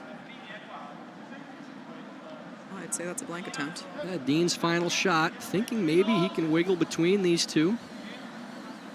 If it is just for the single, take the point. That's a single. Yep, and no problem there. So Edin does take one, maintains 2-point lead, 4-2 over Dunstone going into the break. When you've conquered another game, a long day, a job well done, and the final work call, where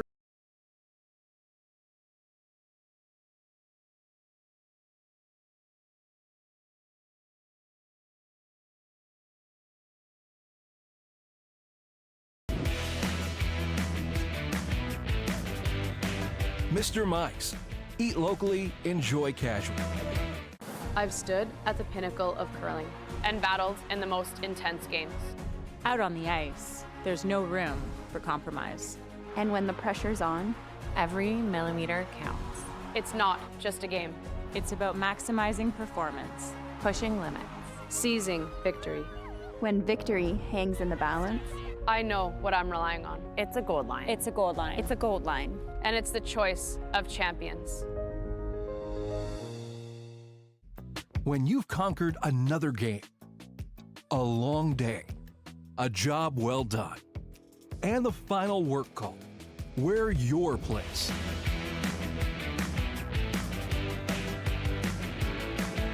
Come as you are and fit in comfortably.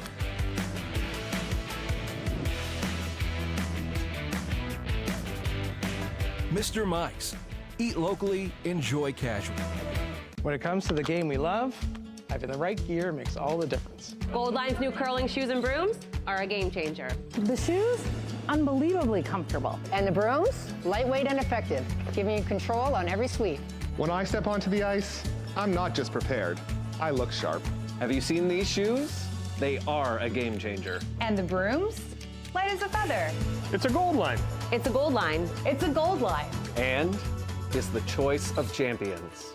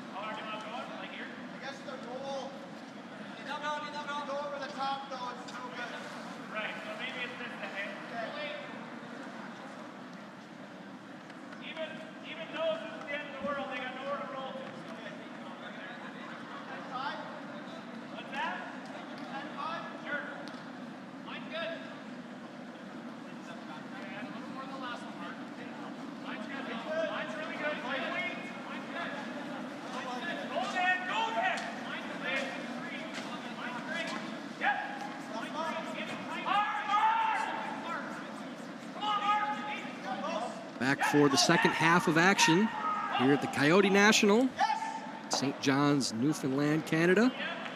The Mary Brown Center. Tyler George along with Chelsea Carey. Chelsea had one of the Mary Brown chicken sandwiches. Chris actually had 2. And they're pretty good, I'll tell you what. Well, if that's you a had good 2, quick they fix. couldn't have been that bad. That's good. Well, I bought 2 at the same time. Oh, fair. You didn't have to eat the second one if the first one wasn't good. I That's haven't had true. one yet, so maybe I'll have to try it out. Yeah, the buffalo, pretty top notch. Do love a good buffalo chicken. Lines at that restaurant here in the arena have been extremely long. Basically, from morning to night. Turnout for these games has been fantastic here in St. John's and Chelsea. I was talking with Brent Lang about this earlier today about it can be a little bit difficult playing on other sheets, as you did earlier today when Brad Gushue is playing and the crowd is going nuts for the hometown team. But the trade-off for that is that you get an amazing atmosphere, and these are the types of things you live to play in. Obviously, Brent's response wasn't so much fun at the Briar when it was here for them. But, yeah, for a tournament like this and having thousands of people in the stands making noise and knowledgeable curling fans, too, that's you look around and take in the moment and appreciate playing in this type of atmosphere when you get the chance. Absolutely. I don't think that that's even a question. Yeah, it was hard. We laughed a few. I just let go of a draw, and then the crowd would go crazy, and we're like, well, you're kind of dead to communicate on the speed on that one, but it's so much more than worth it because it's just so much fun to be in a building that is that lively. I haven't experienced quite what Brent would have experienced at that Briar, but we did play Rachel Holman in the final of the Olympic trials in Ottawa, and the crowd obviously very large and very pro Holman, rightfully so, as they should be. But I wouldn't trade that. I would still much rather have that than not enough people. It's just so much fun. It's such an electric atmosphere, even if it's not about you, even if it makes managing your shots harder. It's it's what we live for. It's what we play for. I think that just about everybody would tell you that they'd rather a noisy crowd on it, even the team against them or a sheet that isn't their sheet than not that. We were joking a little bit. As Reed was having a tough game, Carruthers was playing against Gushue, down 5-0, and was playing a long angle run-in double for his last in the 5th. And thought there's probably 6 teams out here that really don't want Reed to make this right now. They get the game done early, and then maybe they can. They don't have those situations you were talking about, but Reed made a fantastic shot, gets the 2, and the game ends up going 7 ends instead. Well, and 2 of us went to extra ends. We had all the quiet arena in the world. It was fine. But, I mean, it's just really fun to be part of that. It's very cool, and obviously we're all jealous of them being the hometown team. That's a lot of fun. But usually everybody that's playing here has got to do that at some point in their life. So most of us don't have quite the fan base that Brad Gushue does, but it's so much fun to be a part of. I was just sort of chuckling to myself before the game even started, before practice even started. The team walked out of the dressing room and Brad wasn't with them, and the crowd went crazy. And then when Brad walked out, the crowd went nuts. And I thought, man, we haven't even started practice yet. This is crazy, but it's so great to see. We've had the slam in Newfoundland a few times, but never here, never in a building this big. And I don't think we've ever had a slam in a building this big, quite frankly, or certainly not many times in recent memory. So to have it be here, and not only in a building this big, but with the building relatively full, even for not Brad's draws. If there's a really good crowd in here again tonight, it's just really fun for the players, and it's great to see for the game and for the slams and all that kind of stuff. So we're all happy. 2 corners up, start this end off for Dunstone, thrown by Harnden, and now rocking the top of the 12s, top of the button for Edin. Milano throwing yet another guard. Team Dunstone probably would have liked those corner guards a little further apart. I would guess that they're a little close together for a team that's as good at double peels as Team Edin is. But Matt looking to make some noise on this, run this corner guard back into the pile there. Probably want to stick your shooter somewhere in a perfect world and move those reds around.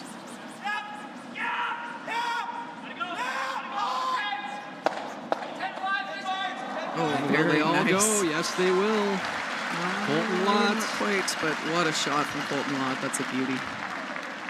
Bites in the back of the 12-foot, and that goes to what you were talking about, Chelsea. That looked like that was moving pretty good going to the outside of the sheet and still hangs on the paint. Yeah, that's the dead. I mean, this is 3 rocks, but that's the dead that we were talking about. In a lot of arenas, that would go flying out of there. I think I was assuming that was going too. That thing was spinning and moving fast. Yeah, that's the difference between me having been on the ice and you not, because it should have gone flying out there. In most arenas, you would expect that. And with these rocks, we know the striking bands are lively. It's just the surface itself, I think, that's a little bit deader, which is okay. There's nothing wrong with it. It just kind of changes your approach to some of those shots. It's just something you need to know. I think maybe it was also, and I've done a few games here now coming off of the Europeans, but if that same contact happened in Finland, with that rock moving that much, that thing would have ended up in the stands. Yeah, exactly. Well, and that is what we're used to seeing, is that kind of lively action. And even in Nisku, probably it would have ended up over the foam on the side there, but that's just the difference in surfaces sometimes, and it's something that the players have to adjust to and know and handle appropriately. There's, like I say, nothing wrong with it. It's just a matter of understanding that that's the case and making the necessary adjustments. Eriksson loses 2 with the peel.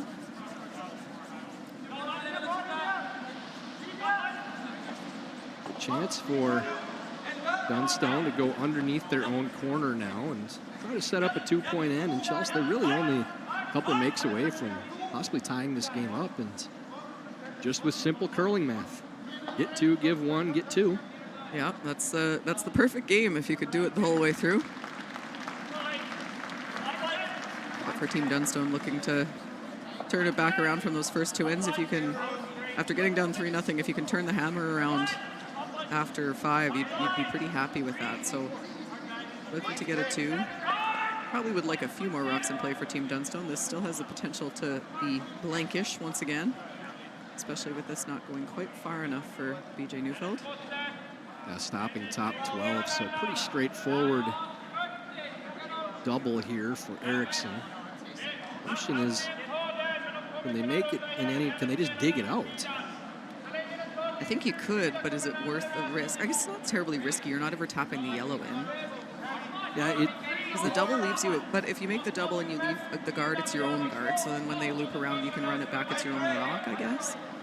But it's not easy to lose your shooter and both those rocks in the house with, again, how dead that shooter, that top one's going to come off it if you run it thin. Yeah, I think what they're trying to figure out is, can we make this well enough that the shooter spills in, that they can't draw around their own corner and get shot. So they are just playing the double. They may have left the same draw again, right, if they dig it out. Yeah, that's the challenge. Eriksson makes no mistake with that double.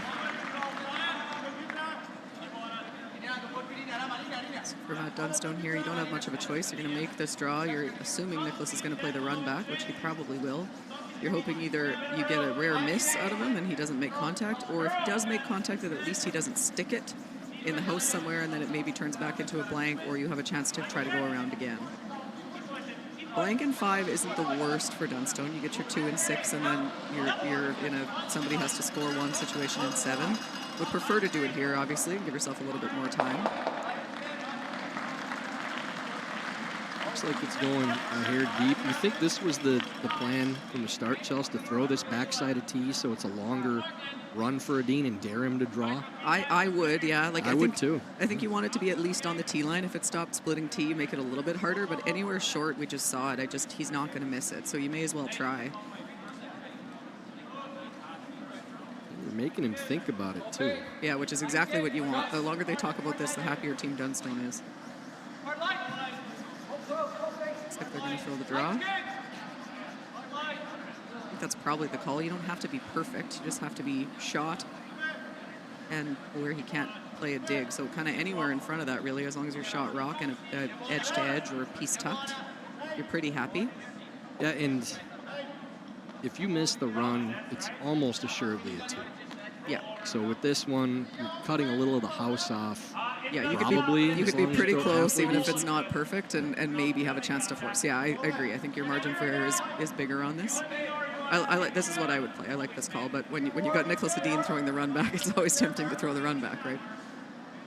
Yeah, making the run doesn't guarantee you don't give up 2 anyways. It's true, because he's playing it again, and you might leave him something to freeze to if you make that run almost too good and stuff it back there. In-turn freeze from Edin. Line looks good. Let's finish up hard on this line, but needs to dig. I overswept this one a little. I think the speed is just, I mean, and this again with slam ice we see pretty consistently. It's just running quicker in that center path going outside. Yeah. And you're playing the draw to the button path. It's hitting that slide path The and slow digging. stuff, yeah, totally. It's not that, so they're hesitant to get off it, because if you get off it going to the middle, the sweepers are. If you get off it, if you lift your brooms going to the middle, it's going to curl and die on you. You almost feel like you have to sweep everything. And so that's your tendency is to want to do that everywhere, but then to the wings it runs nicer and the speed carries and it doesn't curl and die the same way. So a little bit of a mistake there for sure. And now for Matt Dunstone, if you can get low on this, you could bring a potential 3 into play out of absolutely nowhere.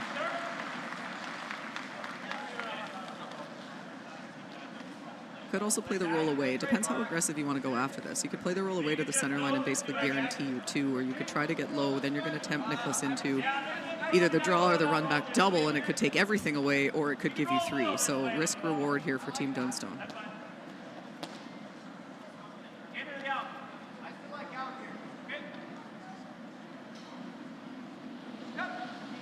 So big shot here for Dunstone. Put a lot of pressure on Edin if he's able to get the roll under the corner guard. And probably board.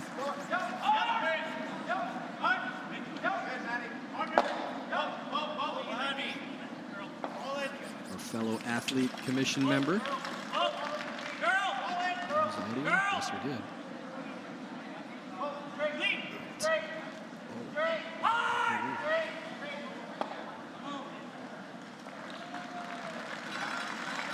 That one will roll away.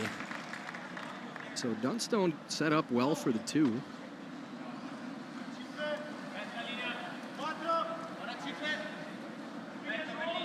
It's a pretty straightforward call from Edin just to nose this yellow stone and give Dunstone 2. Not much choice here for Nicholas, and honestly, you're not that sad about this. You give him 2 and 5, you're tied with the hammer playing 6. In theory, you've got 2 hammers to 1. In an 8-end game, you're pretty happy. Kind of firing this one down the sheet, too. Maybe just deciding to take the ice out of it, throw it right at the middle of the stone. Yeah, do that fairly hard. He did that in the first end, too, with the when you could have played a kind of a delicate hit and roll behind the corner guard and instead just elected to throw it fairly hard. In that case, turned into a flash blank, so maybe something in his head there. You know, the interesting thing about doing that, too, is that you don't give your opponent a broom to follow. Yeah, a read for sure. So that could be part of it as well. Nicholas is wily enough to do something like that, too. I would not put that past him. Follow this one. Go ahead, I dare you to throw Peel.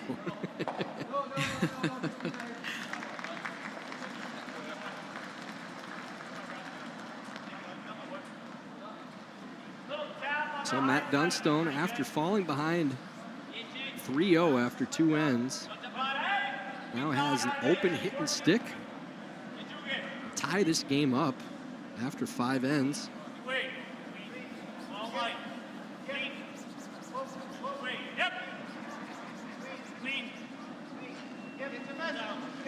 Neufeld likes it, Dunstone likes it, for good reason. That will be a 2. And the quick turnaround, the last 3 ends now Dunstone with 2 2s. Let's tie this game up 4-4 after 5 ends.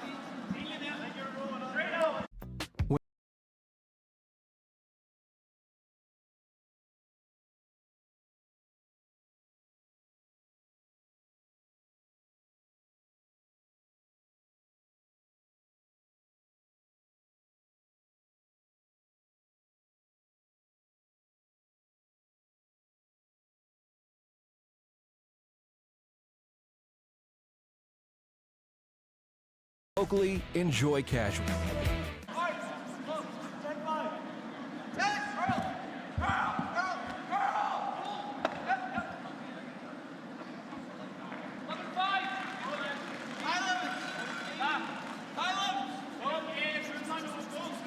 So we've got a brand new game now after Dunstone gets his 2, forces Edin to 1, gets another 2 in the 5th. All tied up 4-4. Edin now with hammer in the 6th end. And Chelsea, the advantage still, obviously stat-wise, goes to Team Edin, as you're essentially looking at this as a 3-end game where you get hammered twice. But for Team Dunstone, again, keeping their cool, as you said, Matt Dunstone, a more mature player maybe than he was a few years back, and kept his cool in this situation. We've seen some fire from Matt in the previous few slams too, where maybe uncharacteristic from what we've seen with his maturing, and really didn't panic out here after 2 misses that would frustrate any curler at any level of play. But gets the 2, gets the force, and then 2 again, and you'd think that even with the numbers playing out in Edin's advantage, Dunstone feels pretty good about where they're at. Yeah, I think you have to. And we said that as soon as they got down 3-0 and they were playing for what, maybe looked like it could be a 3. We said, you got to protect your 2, because deuce, force, deuce, your tie game, you're pretty happy with that, given how it started. So advantage Edin, but momentum Dunstone if I had to choose.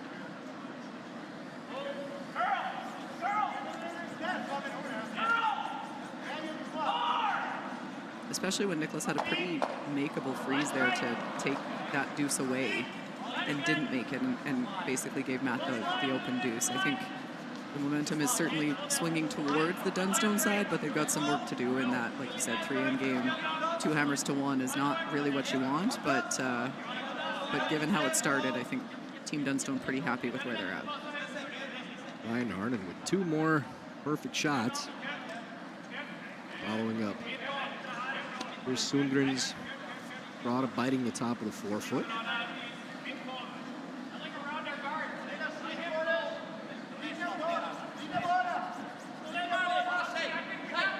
Sundgren playing the intern. You can just corner on that yellow stone. Chelsea, the depth of that first shot from Sundgren is so important in starting these ends off, where your opponent is really looking to try to get a steal if they can and a force at the worst. If that shot is a foot deeper, the freeze cuts off the scoring area considerably. If it's a foot shorter, now it's essentially a guard for later in the end. So that's a perfectly placed stone from Sundgren once again.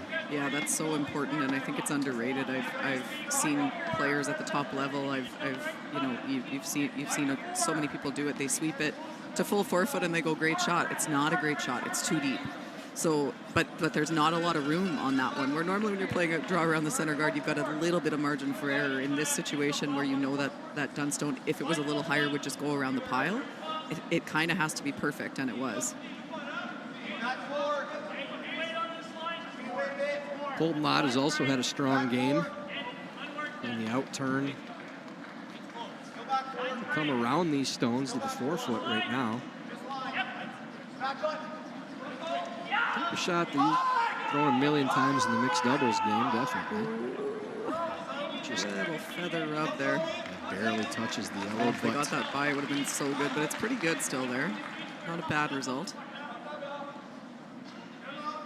And they may have been concerned if it was going to stop in time I to think be that's shot. what it was, yeah. Boy, with what we've seen from the slide paths, I think there's a pretty good chance that still would have had a piece of the forefoot.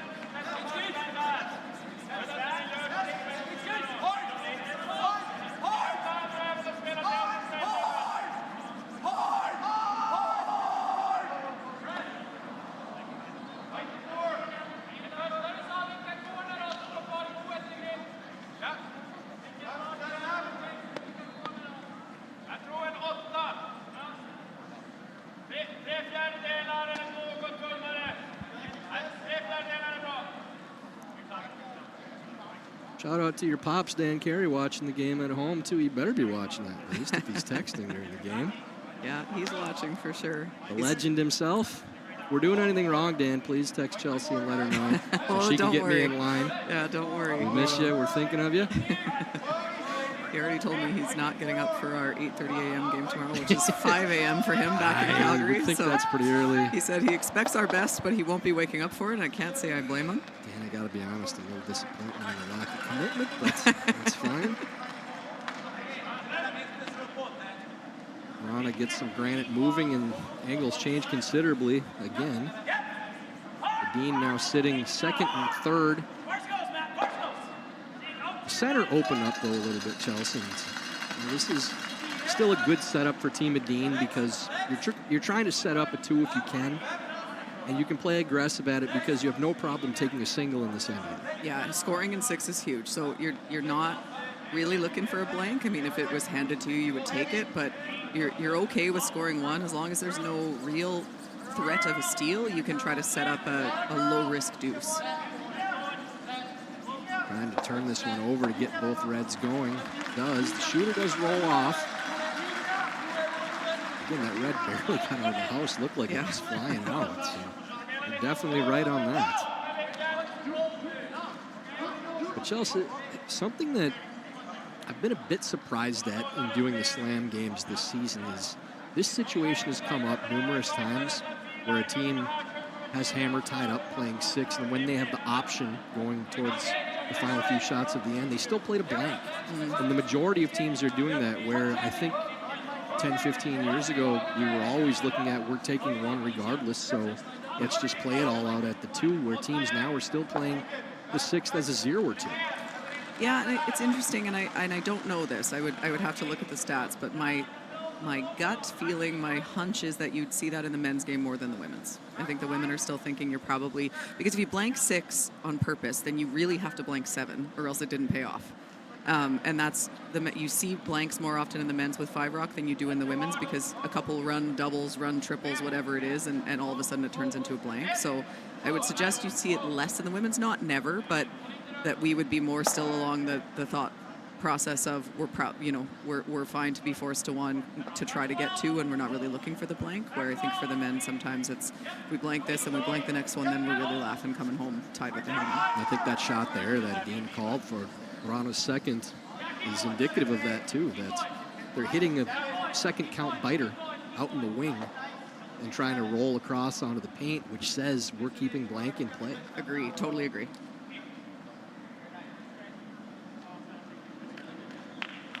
Two schools of thought there. If you could get 2 and 6, I think you'd be the happiest.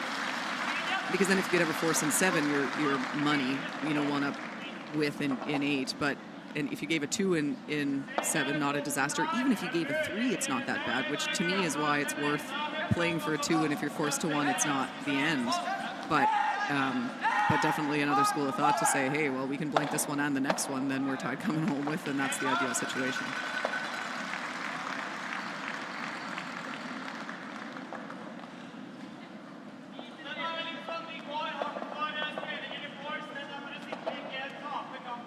Nose hit still leaves 2 yellows on the paint, and now Edin switching gears and going after the number 1 counter.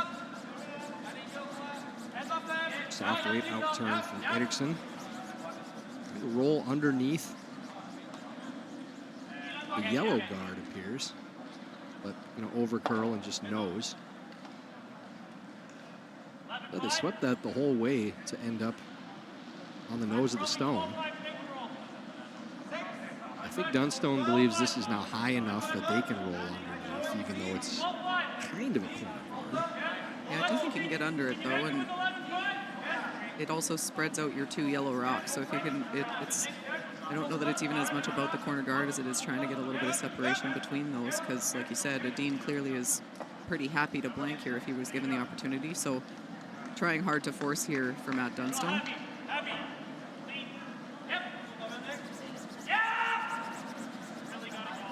Neufeld playing the intern, getting tight to the guard. Good. Does roll it a little bit and buries a good chunk underneath the red guard. Again, an example of the deadness of the surface, because he hit that where it looked like he was rolling all the way under, if not past, on most of the surfaces that we see at slams with these rocks, but barely got under. So again, it's something I've been trying to remind myself of all week, like be really patient on the line call when you're crossing the face, because you got to hit it thinner than you think you do. Eriksson playing the run back. Does make the run. Shooter will, or the raise rock will go off. So for Dunstone now, it's really about trying to find a spot where you could get a cheap steal. As again, Edin doesn't have a problem taking a point. He's not going to go hard at the blank. if there's any risk whatsoever of giving up a steal with it. I thought Dunstone might spread these out a little bit, but I think that the concern, the only reason I can think for him to be playing this is exactly what you just said. He would rather give up the blank than the 2. If you go out to the open side, you probably see Nick play a little hit and roll behind that corner guard, and you maybe give him a cheap deuce rather than getting your cheap steal. This is what I would play, though. I think this is the call, but I can see the debate because exactly to your point, I think you'd rather him blank than get 2. And he is now playing open to the side of the 4-foot, somewhere in that range. You want this, that might even be a little higher than I'd like. I mean, if you throw it to T, then if Nicholas does play the hit and roll under the corner, you can follow if it's buried. Yeah. So if they make it perfect. I agree. I think I would almost be playing this just backside of T. Right. Even back 8 doesn't hurt you because then no matter where he rolls, you don't want to. I mean, but even leaving him the double isn't the end of the world. So I think you probably want this at least T line. Because I don't think it's a steal, Rock, yet. Like, if you're going around and you're trying to bury it good, I don't think you're ever stealing with that anyway, so you may as well just put it in a place where if he made a perfect roll, you could just freeze to him and cancel it out anyways. Dunstone's first here in the 6th. Be very interesting to see how these 2 skips approach the final few shots of this end. Exactly how hard Edin goes at attempting the blank or trying to get a 2. That's pretty much exactly where they were hoping.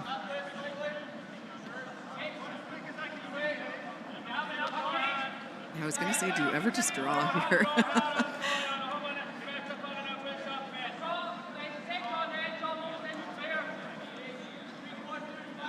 There isn't a draw under either stone, obviously the red, but the yellow as well, where you can get shot and be completely buried. But you're always going to have a wide open shot for 1. So do you take it on, and then if he somehow leaves you a double or something, maybe you get your 2 out of it? You're pretty forced right now, right? It looks like they are considering the draw. I don't like the roll under the yellow because then if he makes it perfect. Yeah, I'm with you. I don't like that either. It's either roll under the red or draw under the red. And they are playing the clean draw. So that's an interesting decision. It's well thought out. Because as you said, you're always going to very likely have a simple shot for 1 no matter what. Yep. So you're looking for any kind of half miss with the position of this draw, because I don't think Dunstone's ever playing the roll. No. So if he's throwing his draw in, if he leaves a double at all for Edin, Nicholas will play it, and then the risk reward being go up to much higher percentage chance of winning. Yeah. Even if you give up the steal, you're still not in you're a horrible still not in a bad position. Yeah, you don't want to give up the steal, but I think it's worth it for the chance at 2. I like this call. I think this is, especially with a guy like Nicholas being the one to throw any double that's left for him. I think it's smart. And it's not a lot of real estate for Matt to put it in a place where he doesn't have it, because you've got to come around that yellow probably. And there's just not a big spot there for you to put it in a place where he's not going to have a double. That's a really good spot, too. It's perfect. No freeze, really, to get shot rocks. So now Dunstone needs to get second count somewhere where Edin doesn't have a double.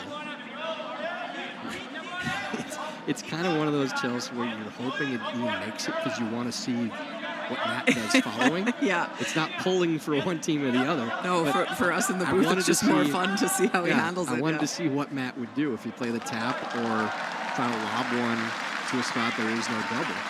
And his first thought was the tap, and what I don't like the tap, I always think taps are harder than people think they are. So I tend to lean away from taps. But what's good about the tap is that if you played it center line side out, as long as you don't cross it, like you don't have to tap it buried, just tap it over there somewhere. The problem with the straight draw with the other turn, Matt, you're seeing them elect to go with the in turn for this reason, I think. If you play the draw with the out turn, which they've thrown a lot more, it's hard not to leave a double. They're going to be so grouped together. that it leaves you less margin for error. So I like this turn. I don't mind the tap, even though I'm generally against that. For that reason, they're going to be too grouped with that right turn for somebody as talented as Nicholas Edin. He's got a pretty big margin for error on the weight. Yes. It's just as long as you get to nose or cross it, you should be fine with not leaving a double. Right. Yeah. You just can't hit it high side, assuming he's playing the tap. With this ice, it could be the draw. I'm going to assume it's the tap going out that far. We haven't seen a broom for draw to the button out that far in this game, I don't believe. But if he's drawing, he's got to get around it. I think it could be the ice for either, honestly. Yeah. But if you're playing the draw, then I still like it because you've got a more margin for error. Even if you're just top 8 foot, as long as your second shot, you're not leaving him a double and stick, he can't possibly make it.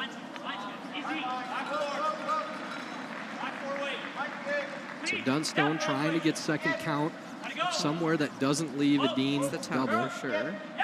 Just needs to get to nose or cross. Line looks really good. Gotta hold it. Yeah, that's good. Pretty good. Really good shot from Dunstone. Don't think there's a double there. If the guard wasn't there, there would be. If only the guard wasn't there. How many times have we said that? Yeah, the story of every curler's life, basically. So the force is on. Yeah, very good shot and well thought out from Dunstone as well. A cat and mouse game from these two skips.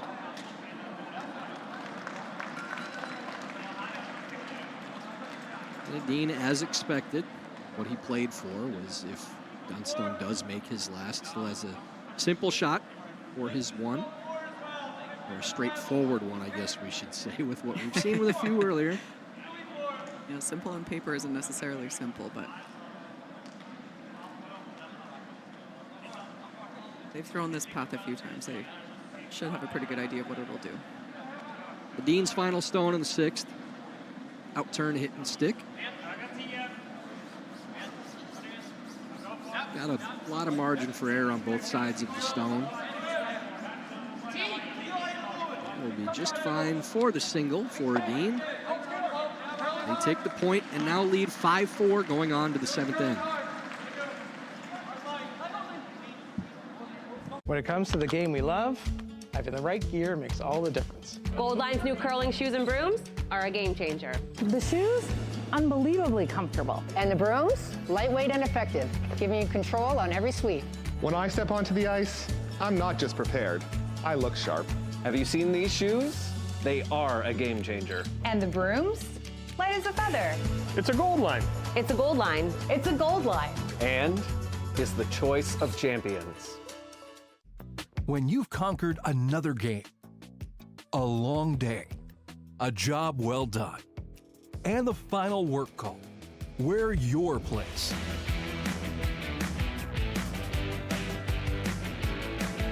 Come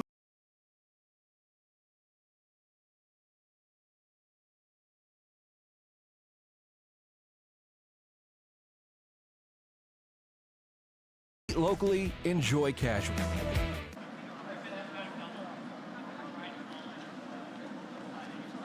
Tight matchup here in our feature. Edin and Dunstone, now 5-4 Edin leads after 6 ends. Dunstone has hammer. Edin will be going hard for either the steal or force now. And Chelsea, this is, again, one of those fascinating chess match ends where one team has one objective, the other has kind of a nebulous one. Like yeah. For Edin, they're absolutely trying to make sure either team scores a single. Correct. But for Dunstone, you're kind of going back and forth with, all right, are we playing blank? Are we playing for 2? But you always want to keep the blank in play for as long as you possibly can so you have that option and you don't get trapped. Yeah, they're basically diametrically opposed. Yeah. Edin wants a single. He wants nothing but a single on either end, and Dunstone wants anything but a single on either side.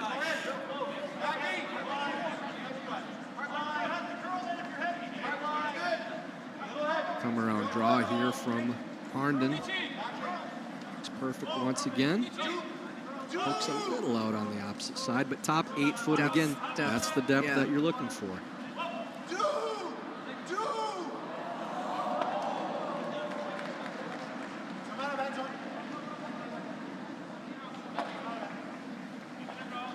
Sundgren playing the freeze. He could throw a second center here. They definitely had the option. We've seen that done quite a few times, but I think they don't like the position of that Yellowstone, and because it's poking out a little bit, you can even nose freeze and still have it be pretty accessible.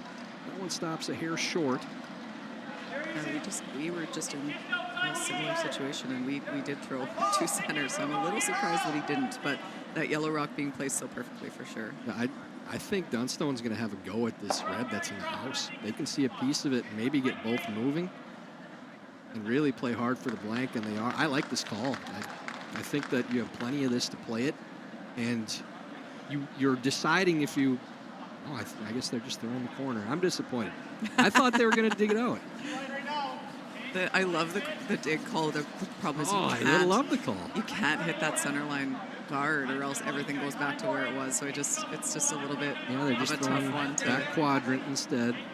All right, that's fine. That's still fairly interesting. Well, and given how well placed their rock is and that there is a bit of separation, I think this is a smart call. You set up your second point over there early, and they're going to eventually, Team Edin is going to eventually have to deal with that. The call is fine. I just wanted to see him play the dig. You were really excited about the dig.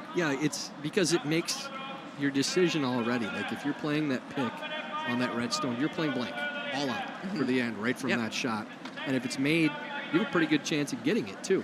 Yep. Because you're going to be able to run with every shot after that. Oh yeah, if you make it, it's great. It's the best. It's for sure the best result if you make it. I don't mind that the draw that they threw.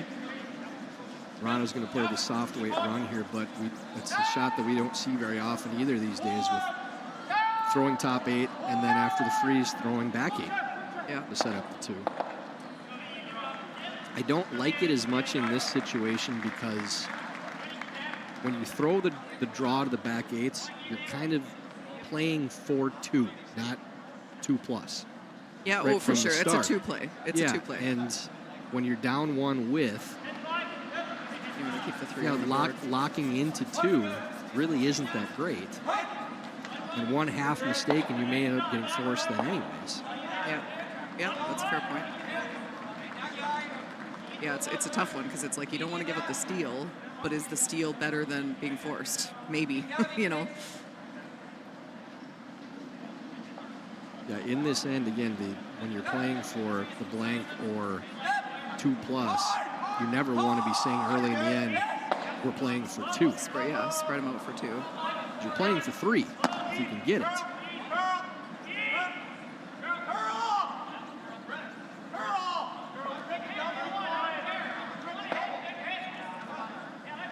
Just a single hit there for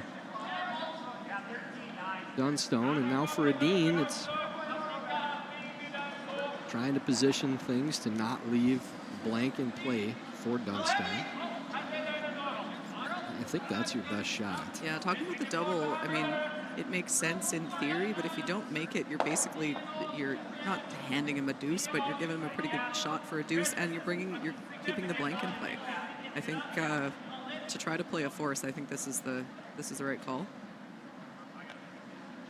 You could hit and roll it buried behind the mess there, and you'd be pretty happy making Matt play a little tap or a run or something to try to get to your shot stone back there.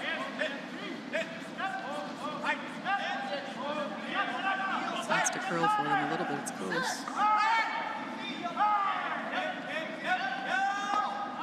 Ends up on the nose, and Nicholas has no problem trading a few of these out for a while.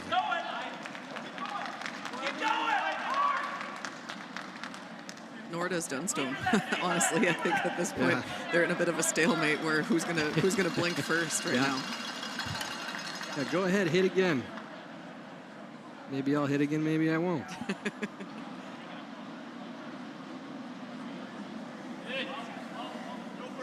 That is kind of the fun part of the game. I know we do it. We say, do we have to draw now? Do we throw the guard? Well, do we think she's peeling? That's the answer. If we think she's peeling, we have to throw the guard. If we think she might beat us to it, then we probably have to draw now, and it's a whole cat and mouse game that you get going with the other team.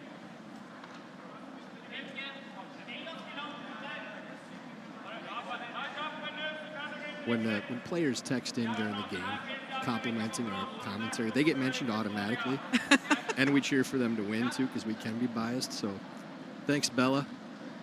Miss Rana watching somewhere other than the arena, thankfully, getting some well-deserved rest.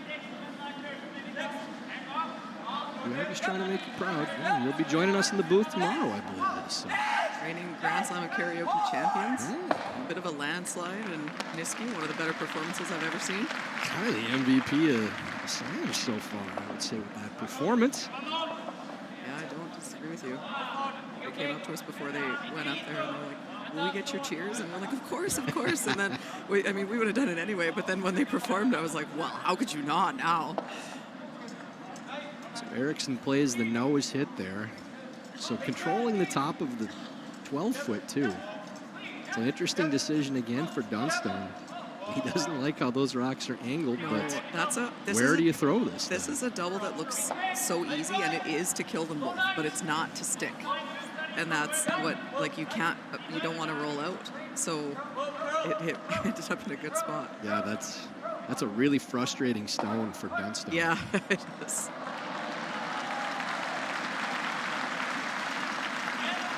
Because if you decided to ignore it and draw, where do you draw? Well, yeah, I mean, you're going to leave him runs no matter where you draw, so then that's no good. But there's not really a great place to hit and roll. Like, it doesn't look like that impressive of a shot, but it ended up in a perfect spot.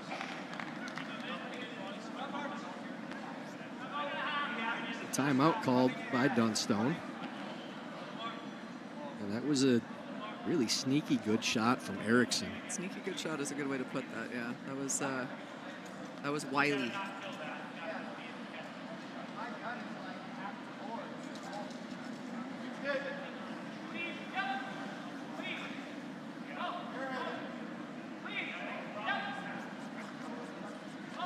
It'd be really easy to get trapped into a force with how these are set up. And that's the nightmare scenario for Dunstone. Yeah, that's the thing you want the least, for sure. You'd rather get a steal, I think, than be forced to win here. Not that you want either one of those, but comes Caleb Flaxey to give his opinion on the situation. I think in a perfect world, if you could throw the hit and roll quiet enough that you could roll low enough to get second, that's probably my favorite call, but it's really hard. It's really precise. I don't know that you can without leaving a double back. You have to roll far enough to be in front of the yellow then. I wondered if you could throw it quiet enough to get there and still be like almost edge to edge with the guard, but I'm not sure you can either. And if you throw the short hit and roll under the guard, then Edin can hit and sit too. Yeah. Yeah, I think you have to be second after this stops. I think he's got to draw top 8 under the guard. I just hope. Yeah. Well, they're looking at playing that hit and roll, but boy, then, I mean, Nicholas hits the open one then. Yeah, how are you finding two? Are you hoping that you can make the thin double after that?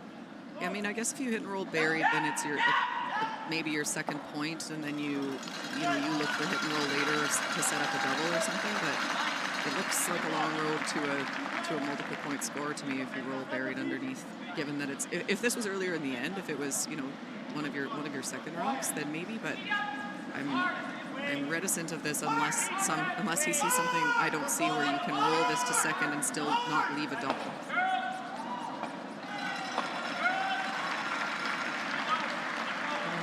Working hard just to get this one to the low side of the nose. And Barry's not quite half. Kind of staggers that line too, so Edin can now hit and roll underneath, and there's no short run on your own stone. And if you could ever roll this to the side of the button, it'd be a really good shot. Even if you hit this on the nose, it leaves some work for Matt Dunstone to do, honestly. It's well, Matt plays the hit and roll if Oscar doesn't. I know, but if you got to roll it to a place where he can't make the double, he can see probably 2/3, maybe even 3/4 of that yellow, I think. This is really curling, though. Oh, boy. There's our first blink of the end from Erickson as that rolls to, well, it's off the paint, which makes a huge difference. And a perspective blank too, but for Dunstone now, they'll be able to go on the attack, try to find their 2 or 3. For Matt Dunstone, it looks, I think a lot of people would look at this and immediately think you hit and roll away to the corner, but that's going to leave a double almost certainly. So they were talking about a big roll out the other side to the left side as we look at the screen here of the shot. Now I'm not sure if he's talking about drawing here or rolling here. I think he might just be looking at the draw to the full 4-foot, buried behind that guard.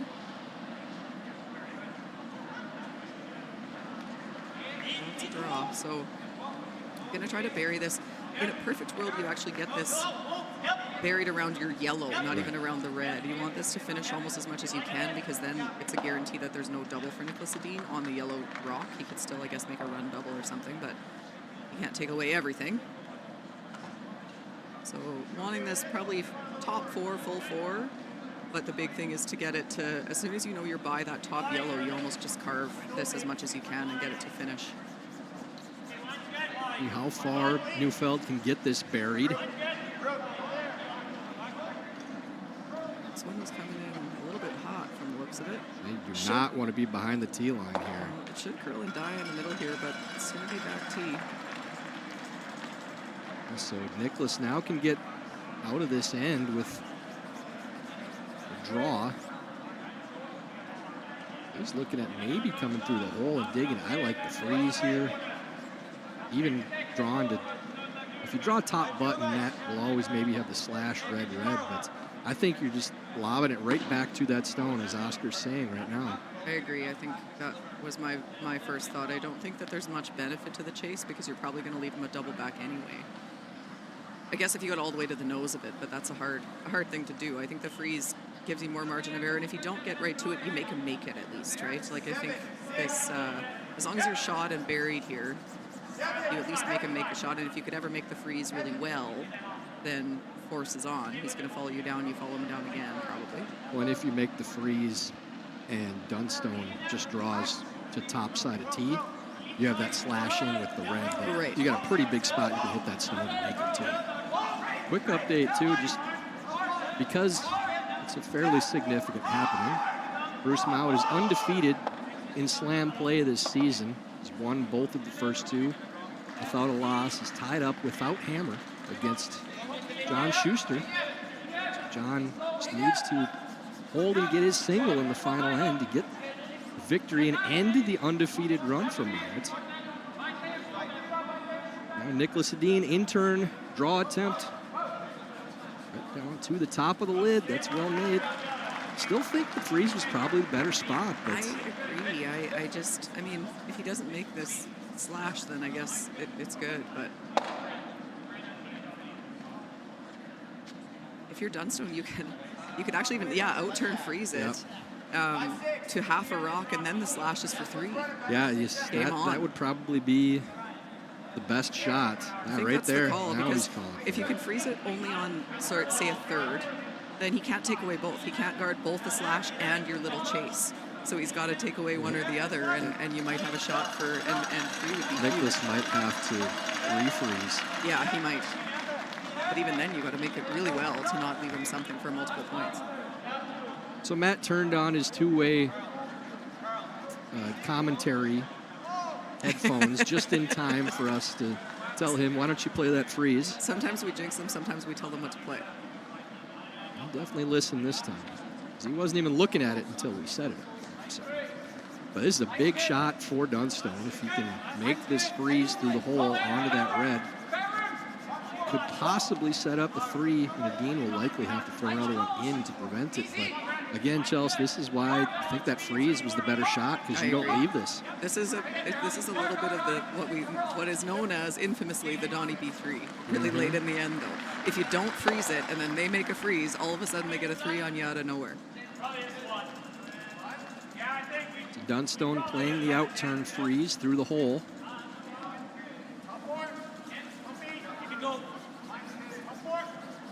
Would love to stay probably thick half high side to a half stone. Don't want to over curl right to nose. This is curling on them now. Their weight's going to come off. It needs to stay high. This is really curling. That's not a good result for Dunstone. He still does have the run-in slash to pick it, red to red, but Probably all he has, though, so... Edin very likely going to throw another one in to prevent that. Yeah, because you could probably make this run on the red, yellow, red. Yep. If you Two had shots. to. Yeah, so if for Nicholas, if he were to guard the slash, they probably have that for 3. So I think you probably got to put another one. Your best guard is second shot in this case, yeah. Wide, probably, around with the out turn. Yeah, there's a little danger in playing the in turn. Yeah, if you leave it anywhere high, it's terrible. Yeah, you could. There's 2 bad spots. And if it's good, and you still leave the slash, it might catch it with it. I like the out turn, I think, but the challenge for them is going to be that that's probably wider than they've gone. It's a really likely the whole tough game. guess. Yeah. So I think that's probably your ideal spot. Get it all the way back. Yeah, if you're going to play the intern, I think you have to go deep and aggressively play a freeze on that back one. I think it's worth playing the intern just because it's such a guess on that out turn side. I'm with you, because even, I don't know what it was like, I wasn't here for all of their practice, but for us in practice, we maybe got to 3/4 into the 8-foot. We didn't even get to edge of 8, so then anything out wider than that is brand new.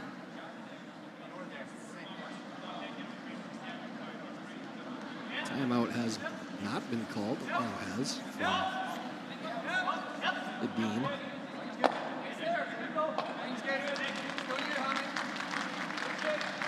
Just taking some extra time to figure out exactly where the best spot for the stone is.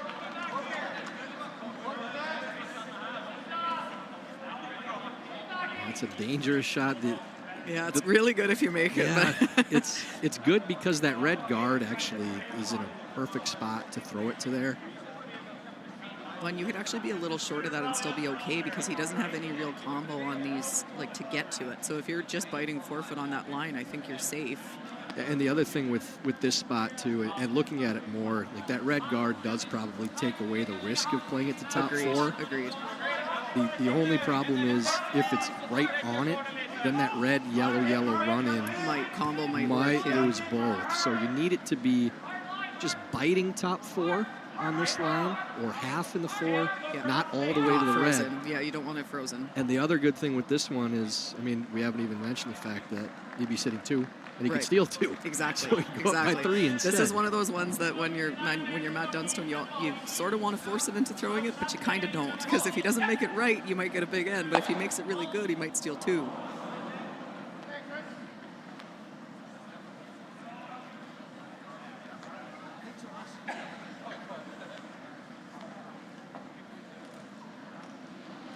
So Edin playing the in-turn, come around draw. And to get to top 4 buried. Sit 2.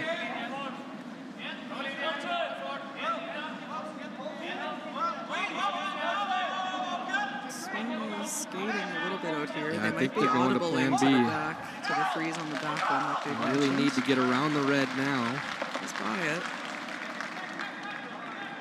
And still stays for second shot. Really too. good. That's a I great actually think shot. that's ideal. I think you could walk it down and put it somewhere. That's probably where you want it.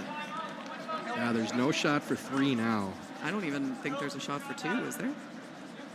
I guess if you play this combo, you hope one of them spills, but it looks like it's going to stuff there to me. I don't think you can spill them both. It's really unlikely to get the action you'd need. That might be just perfect from Edin. I think they were playing the top 4. They were, yeah. They switched that part way down, I think. The Sheriff looks like he's taking on the run here anyways. And well, I think it's your best way to score 1, Yeah, so you may as well take it on, and then if you get lucky and somehow get more than 1 out of it, you're happy. But I don't see how else he gets 1 other than trying to, well, even if you pick it off there, you're getting up a steal. So this is his only option. Big shot here for the Sheriff, Matt Dunstone. yeah, he may be playing this thinking we give up 1 doing it. Yeah, which At I the right honestly spot, think which he is might your be. better result. Yeah, so I think you throw this hard and hope you get 2, and if you give up a steal, you're pretty happy with that. You almost are hoping you don't get 1.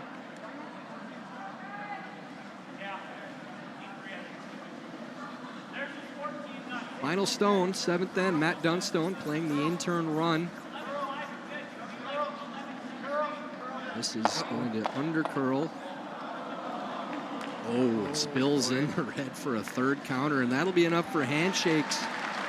Edin with a steal of 3. And that will make the final 8-4, the victory over Matt Dunstone. Edin gets a win on the board.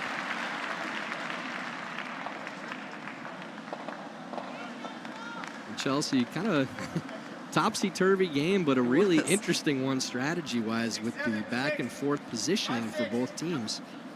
Yeah, it was fun for us up here. I'm sure not so much for them down there at some points, but that's the kind of game we love to watch. So that'll wrap up coverage for us for the night.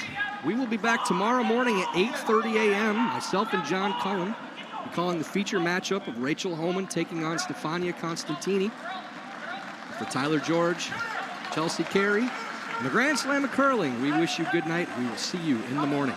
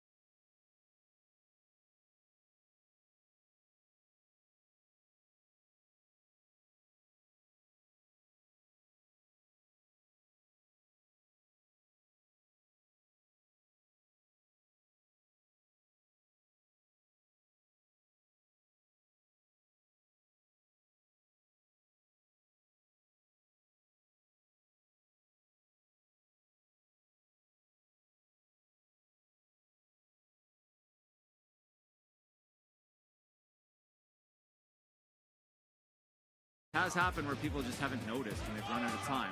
I'm like, sounds good. Oh, overcooked it a bit. Jeez. Clean. Keep going, Edin. Keep going. Keep going. Keep going. Keep going. Keep going. Keep going. Minus 1,000 flash will win apres curl. Oh, they're really sweeping this, boys. They're Look at this, really this is a good sweeping one. this. Oh, boy, you can't give up a steal here. Oh, perfect. Okay, nice shot from.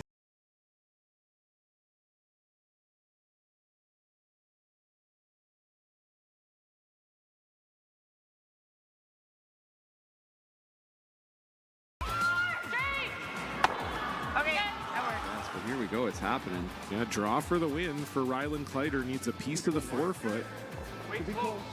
He's been really good all game. Trevor Johnson on this one here. Can't hear yep for line ever. No, they line's like good. line. Now does it have the speed? They like the line. Does it have the speed? They're going hard for line. You have to get by this top yellow. Trevor Johnson leaning on it. He's by it. Now does it stop in time? Has to stop in time. What a shot from Rylan Kleider. We thought it was maybe the hardest option up from the booth, but that's why we're not down there.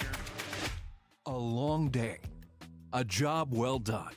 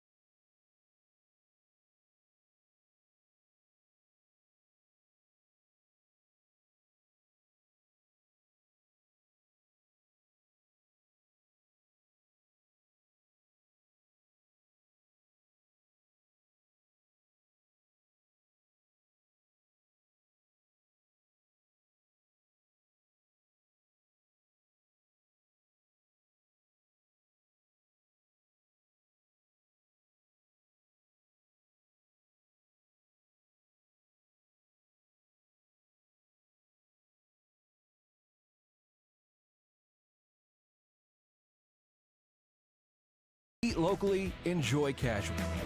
Stood at the pinnacle of curling and battled in the most intense games. Out on the ice, there's no room for compromise. And when the pressure's on, every millimeter counts. It's not just a game. It's about maximizing performance, Pushing limits. Seizing victory.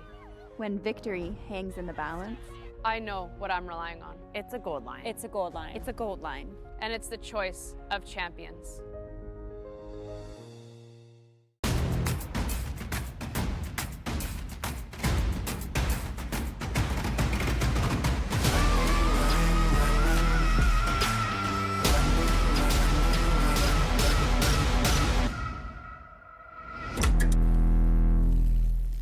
When it comes to the game we love, having the right gear makes all the difference. Gold Line's new curling shoes and brooms are a game changer. The shoes, unbelievably comfortable. And the brooms, lightweight and effective, giving you control on every sweep.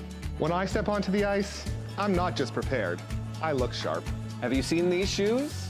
They are a game changer. And the brooms? Light as a feather. It's a gold line. It's a Gold Line. It's a gold line. And